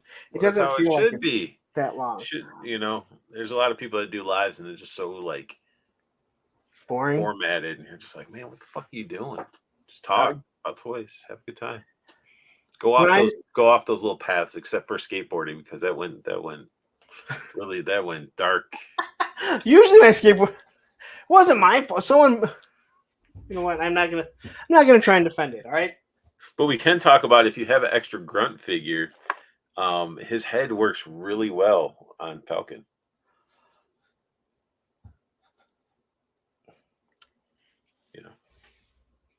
Better than that, Team America head sculpt. I'm looking at Grunt right now. It didn't do it. I didn't have to customize shit. I just popped the head off and put it on. I'm just looking at his face there. Yeah, I mean, that actually does. I mean, anything looks better than that, but that actually does look closer to like Falcon than you think. Didn't have to go buy a $40, head sculpt. I mean, his eyes aren't blue, because I think the Falcon's eyes were blue, but I don't need my Falcon looking like Willem Dafoe. It would be really nice if the Night Force Falcon that they're going to be giving us, if they did want, like, he came with like painted face. They're going to give us that ugly ass same head sculpt with bullshit paint on its face, and it's going to look like some demon that came out of a swamp. They are not. I can promise you that. So when I had Lenny on, we talked about that Falcon, not on stream, and he's like, he goes, I hate that figure. He explained the whole situation. He actually, they kind of explained the situation on A Toy Kind of Mood when they were on, and they did the interview with them. And he was like, I thought that was going to kill the line. He said that face sculpt will never be used again. So I'm hoping that I can take him by his word that they're going to redo it. But what I think that they should really do is give us the Falcon, give us, like, let's say like a Night Force with like camouflage night paint, and then a separate head that's just normal that we can pop on and use for our Falcon. That's all they have to do. Fix their wrong. Diamond's done that for a lot of their stuff. Like, look at their Lord of the Rings line that they did. And I mean, they have done other head sculpts. Hey, Yo Joe Jerk, how are you doing, man? Nice to see you here. No, I mean, they did it with Gung Ho. It's a completely different head sculpt. Yeah, so now I got my Chuck Liddell and Gung Ho fighting for the Joes. Chuck Liddell. I cannot believe how much it looks like Chuck Liddell. I mean, but what sort of sucks too, like, go on a little Joe tangent before we wind it down or whatever. If you've been collecting Joes as long as you have, I don't know if you got into like the 25th anniversary, the Pursuit of Cobra, any of that stuff, or if you just stayed strictly vintage. I was kind of out of it because of kids and life. Yes, life. That's the best way to put it. So Pursuit of Cobra is probably one of their best 3 3/4 line that was in existence. I mean, within that era, you had your Renegades figures, but the Pursuit of Cobra, they had some creative designs, and I feel like if we weren't so many man babies out there that we could have probably seen some of more of that implemented into this more into the classified line. We got Shadow Tracker, which was from that Pursuit of Yep. Cobra line, which is awesome. But I mean, I would love to have a Moneybags Destro. I don't know if you're familiar with these. Basically, Destro with a bunch of like heavy flak armor, and he had like a big ass like mini basically like a light machine gun, and then he had a briefcase full of money. Like they had some really cool designs, and I just wish we could have got some of that. So that I know Lenny has talked about he wants to pull from all the lines. And I'm with you. Like what you just said, you didn't say it, you kind of alluded to it. The problem with the Joe community, a big portion of it, is they just want the original figures that they had as O-rings. We were going to get that anyway. Thank you. And Lenny talked about it on a toy kind of mood, and I'm hoping they're going to stick with this. Someone asked about Quick Kick, and it's like, is there really a reason to do a retro card? Why wouldn't you have just put them on a retro card? And he said, we didn't know the retro cards were going to stick around for that long.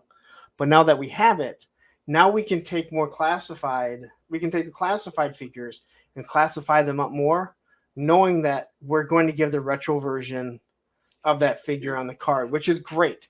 But he talked about, because I think the third or fourth Snake Eyes, that was based off Renegades. All right, even though it's the same sculpt, the paint is somewhat based off of Renegades. And he talked about wanting to dabble in, grab other lines, but there's a reason why they haven't given us the original 13. They don't want to give you the original 13, and then people be like, "Dude, I'm out." They want you to stick around and be like, "All I want is the original 13," and then you're like, "Oh, that's Shadow Tracker. That's complete the damn Dreadnoks. That's what I want. I want the Dreadnoks so I can find some more bikes for them and have a little Swamp Bayou Dio set up for them." The fact that they haven't even announced Monkey Wrench yet is shocking, because they've gone pretty deep already, showing you who they're giving you: Naugahyde, Road Pig, but no Monkey Wrench yet, which is shocking. Xandar, and I hope he does Xandar with like the color change, or they better not do another special edition to get him the color change. But yeah, I can't see them doing the color change again. That's so disappointing. I don't care about the color changing. You don't want to stick your figure in the freezer?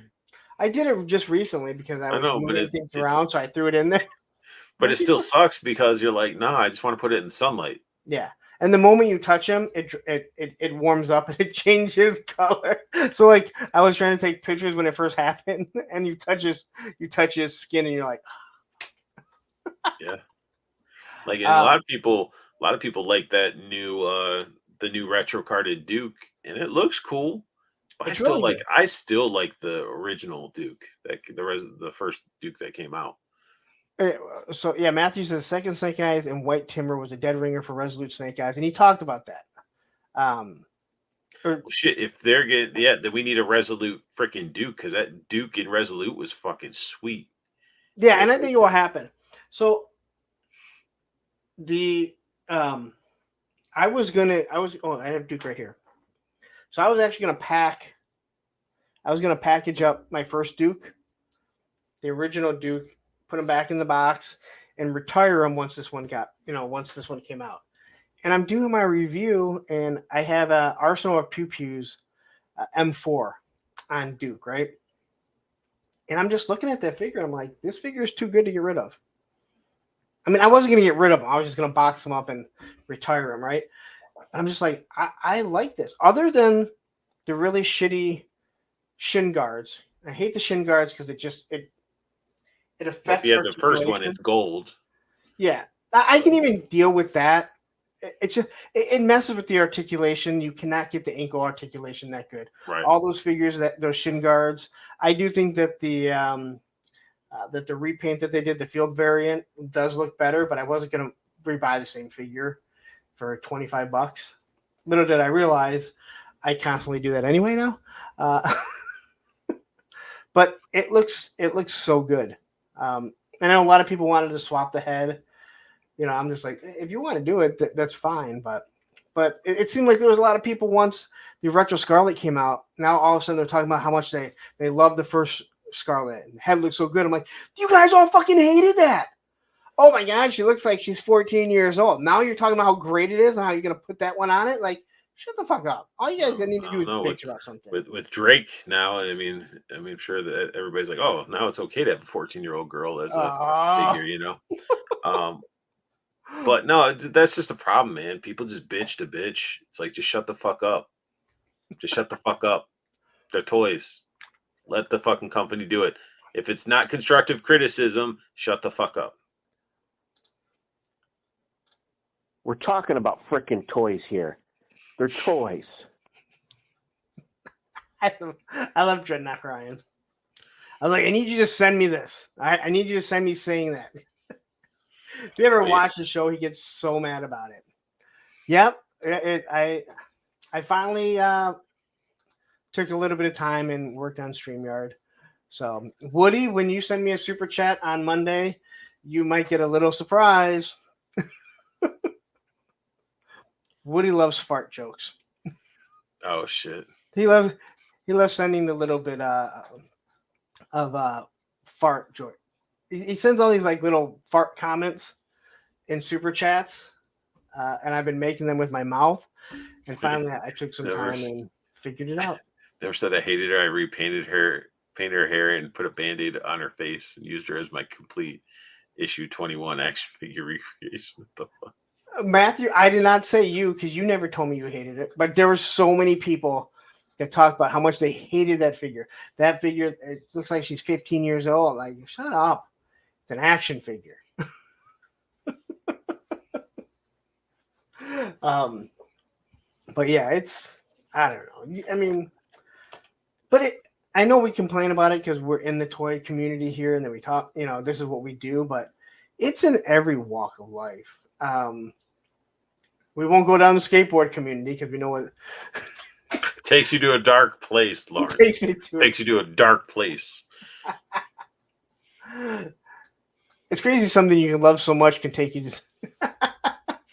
down to a dark Takes me to the time when I was doing freaking meth under a bridge and we were taking those Christ airs from whatever. But well, that's it. I'm straight edge, so people don't understand. They're like, I'm like, I don't drink. I've never drank in my life. I've never done drugs in my life. So I don't have that dark place. My dark place is living through other people's dark places. I mean, there's different dark places. Depression. Oh yeah, you don't have to have drugs to be depressed. No, why do you think we went down the Dead Moms Club? Yep. Which we're staying. We'll keep the Dead Moms Club closed. We'll keep it closed.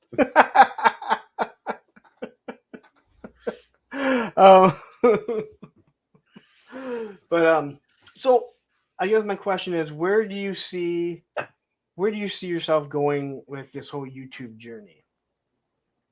I mean, continue doing what I'm doing. Really, I'm just doing it as a hobby. I'd like to see my channel grow. I would like to see the more community-based, like channels and stuff grow together that want to help each other out, that are trying to be anti-drama. I know you just so happens to be part of the Viper Island drama. I just like, fuck it, man. Just talk about toys. Trauma can just go wherever. Like, yeah, and again, I mean, that was one of the things that I talked about. Before I started doing lives, I am. What's worse, complaining about stuff or complaining about other people are complaining about stuff? Yeah, exactly. It's like, no, and I talked to Matthew and I said, I don't want to do drama, but I'm very boisterous of who I am. It's always been like that my whole entire life. I'm going to speak my mind, but I never wanted to be a toy tuber that is starting feuds because it's a cheap pop. It is, the cheap pop from professional wrestling. It's good for a real short. You're not no Iron Ken, so you're good. We don't talk about his name on my show. I was told not to. You were told not to? You didn't tell me this before. Yeah, he told me before, like what names are okay to say and Oh, what I'm aren't. sorry. I can't say his name. I was told specifically in a video that he did about me to keep his name out my mouth. Oh, fuck him. And his fucking hooked on phonics ass. Yeah. I didn't say that. I said it. Toys are supposed to take away from your, but that's how Exactly. that's how every hobby is supposed to be. I can remember, again, we'll go back to skateboard. I can remember the last time I threw a fit about skateboarding, right? We're not going there. You didn't have a fit on skateboarding because you were having so much fun. The end. Good. We're not going down that dark. No, in all honesty, I remember I threw a fit. I threw my board. I sat down, and I was probably 19, 20. And I went, never again. I'm like, I just lost it because I wasn't able to skate as well. I'm never going to make money off this. I'm past that age of thinking that I can be a professional. I live in Michigan. I'm not in California. I'm like, if I have a bad day, I'm going to throw my board in my trunk and be like, hey, guys, I'm out of here. And after that moment, I started doing it.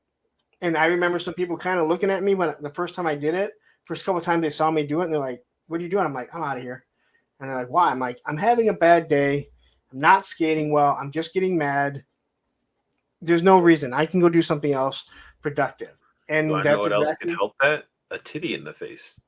Well, yeah. Well, that's probably what I was going to do afterwards. There you go. Exactly. Like if women realize, like, hey, you're feeling down, you're having a rough day, a tit in the face. Okay. Boobs always make people feel better. Well, make straight guys feel better. Yeah, there you go.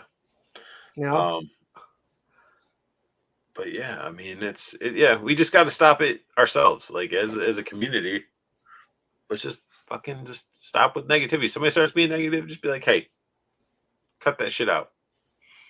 Or step away from it or something. It's like, yeah, and again, the whole Viper Island thing, I'm not going to sit there and say that I did not. I called them out. I mean, I've done it numerous times on my channel. I did live streams. And I mean, I've been told that drama is good for the channel. It is. And but for me, when it came to me doing the live streams, a lot of it had to do with, he literally stole Super 7's shirt and put it on his own shirt, which blew. And then when I went and looked at all his shirts, they were all pictures from Hasbro Pulse. And you're like, you got to be kidding me. And then all the subs that he's bought. And this was, and anyone that's new here, this was way before any of this happened. And, the other thing that he did was I had, just like Chaz the Guru, he had hit me up with a bunch of copyright strikes along with Chaz the Guru and Jersey Maniac at the same time. It just happened to be on a weekend that I was on steroids for being sick. I woke up to this and it pretty much shot me through the fucking moon. And everyone seems to have loved it because they thought it was a great fucking live stream because I was so angry. And Travis Moody had driven me nuts that weekend, so I was even more enraged. So I was just flying off the fucking hook. But, hey, you got to have some fun with it. I mean, there's people that call me a cunt, and I go, okay, well, whatever. You want to call me a cunt, go ahead. I'm not going to lose any sleep over it. As a matter of fact, it makes for good content for me. There you go. So you do look to actively grow your channel. Yeah. I'm just gonna keep doing it until I can't. Just hey, I buy the shit anyway. Might as well share it with everybody and say this is my opinion on it. Why not? And the only reason, met a lot of cool people, made a lot of good friends through it. So and the only reason why I asked that is because I know there's a lot of smaller channels, and a lot of them have kind of started to change. When I would be like, well, have you watched so and so to help grow your channel? I don't want to grow my channel. It's not what I'm here for. Okay, well, then why'd you make a fucking YouTube? There's that too, exactly. But it's not only about growing your channel, but when you watch other YouTubers about how to grow your channel, how to give better quality, better content to your viewing audience, when you do that, you're going to grow just because it's one goes with the other. You know, when it comes to lifting weights, as you get stronger, you get bigger. It's a byproduct of each one. James Lucas says, "Punk, I got to be friends with a former coworker, and he talks shit all the time. He tried a yo mama joke, and I was like, my mom's dead. He felt like shit, but I didn't mind the joke. All right, let me. So I used to get really upset at yo mama jokes because my mom passed away when I was 13. But now I'm that guy when someone tells a mom joke, I'll be like, my mom's been dead since I was 13. And you will watch their face change. And then I'm like, just fucking with you. I don't care. I do that too. I love putting people in uncomfortable positions because I want to see how long it will take them to put their foot in their mouth and kind of work their way out of it. And also makes them realize that they should probably not be doing that shit. Yeah, I guess. I mean, it kind of goes like with, the word retard when that gets brought up. Some people get very upset because. Damn, you said it twice. Well, Now. No, now I'm saying it in reference of. I'm not. So. I got a story. I got to stop. Booze make everything better. You're right, James Lucas. Booze make everything better. Your mom's like a squirrel. She always has nuts in her. Yeah, because the fucking squirrel dug the hole and put it with the corpse.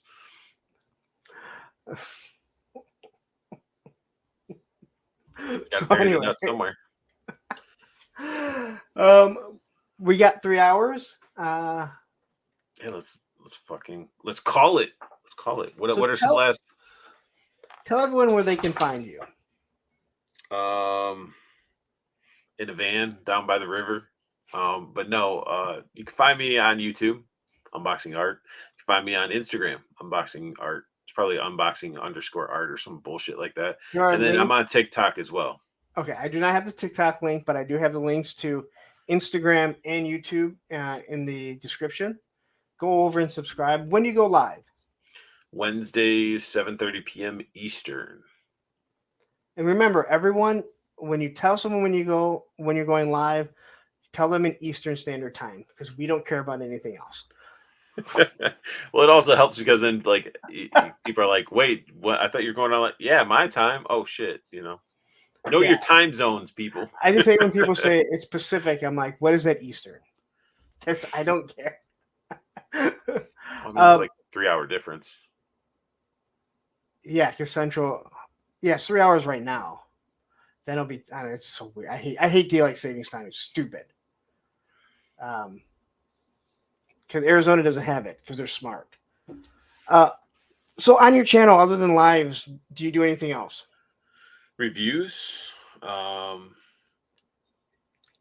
was doing mail hauls for a while, but I stopped those because it just was getting monotonous. Because then I talk about it during the lives now, so I don't really do mail hauls. So it's pretty much lives, reviews, and when I do lives, I'll either be talking about action figures and toy news, or I'll have a guest on. So. All right. I'm sorry. I got confused here.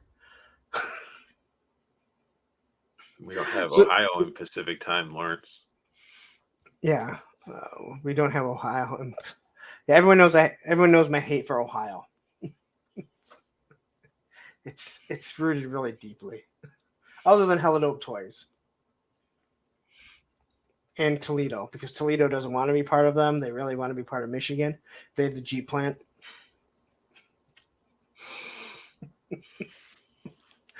In Cincinnati, they want to be part of Kentucky. That's how bad Ohio is. They want to be part of Kentucky. If everybody just watch Gummo, the movie Gummo, and then get some views of Ohio in a different way. That's right. Random says Larry started thinking about all his money coming in again and got distracted. I don't know how I make it through 3 hours on my own. Shit, my stream's starting to get that higher up number until somebody's like, "Yeah, it's getting." And I'm like, "All right, yeah, you're right." Now, do you do lives any other day, or is it only on your Wednesdays? Only Wednesday. You can do more. Believe me, I know I could. And I think I've done some random ones here and there, but I try to stick to the schedule of Wednesday. It's the best thing to do. Hey, if this is when you go live, this is when I'm going to go live. People have a hard time understanding. Yojo Jerk loves Gummo too. I respect that. I don't know what Gomo is. Makes me want to eat spaghetti in a bathtub and get rewarded with a candy bar. That could go on the. You should go ahead and find that movie and watch it at least once. Have you seen the movie Kids? I fucking hate that movie. Why? Because it makes skateboarders look like a bunch of fucking pieces of shit. But they're not skateboarders at all. They're just kids in New York. It makes skateboarders look like pieces of shit. Also, Harold Hunter, he was an actual pro skater who was fucking worse than me. Who fucking okay? See, you're gonna take me down a fucking exactly. All right, we're not going down that anyway. The same director that did Kids made Gummo. I enjoyed Kids for its cinematography. I could give two fucks about if it made the skateboarders look bad. It's like skateboarders were already had that. We're not going down that anyway. Just so understand with that movie. I'm coming from late 80s, early 90s, how much we were hated, and then I see this movie called Kids. They're all skateboarders, and they make every single one of us look like pieces of shit. They're not all skateboarders. There's one character that had a skateboard. And then you had the guy there's a guy that had a skateboard on the train or the bus that said he had no legs. No, Harold Hunter. He's an actual pro skater. I use that very loosely because he was so not. Was he? Yeah. And Wraith Mace donated a One Punk membership. Thank you to Yojo Jerk. Got it. So. Anyway, go check out Gummo though. It'll add to your Ohio hatred. Okay. I told you I have real issues, man. We all do. We're grown ass men that play with toys. That is very true. I need to play with more too, to be honest. Oh, come on, buddy. See, he's your alarm right there. I know. I know. Give me a second, buddy. Okay. All right. Well, tune in to Unboxing Art. Go over there. Give them a subscribe right now if you haven't already. Although we're neck and neck. I shouldn't be promoting someone. I'm supposed to be getting bigger than everyone else, right? Yeah, you're supposed to be that, so you can only work one day at Guitar Center, Oh, man. You're ruthless. Hey, I'm just saying, Hey, if I ever get to the point where I can only fix copy machines one day a week, I'll be fucking dancing like crazy. There you go. But he wasn't. He was bitching that he had to pick up an extra day. Well, I won't be. If it's 2 days, I'll be happy. So yeah, exactly. Like, fucking don't live in California. And you could afford things. My daughter. But anyway, that's a whole different tangent about that thing. But yeah, you guys find me on the socials. I appreciate you for having me on as a guest. I appreciate all you guys dealing with my shenanigans and my foul mouth, because it's probably the most foul that I would say this stream has been. Thanks to me and my language, and maybe for this show, probably. For Oz's show, I don't know. It got pretty bad. But if I thought it was a problem, believe me, I would have told you. I would have said, "Hey, you know what?" Right. I wasn't using any racial slurs, so that's a good thing. Well, I'm glad with that, because I was like, dude, I'm gonna enter your stream goose stepping, and then you're like, nah, that's not. I was like, oh, no goose stepping.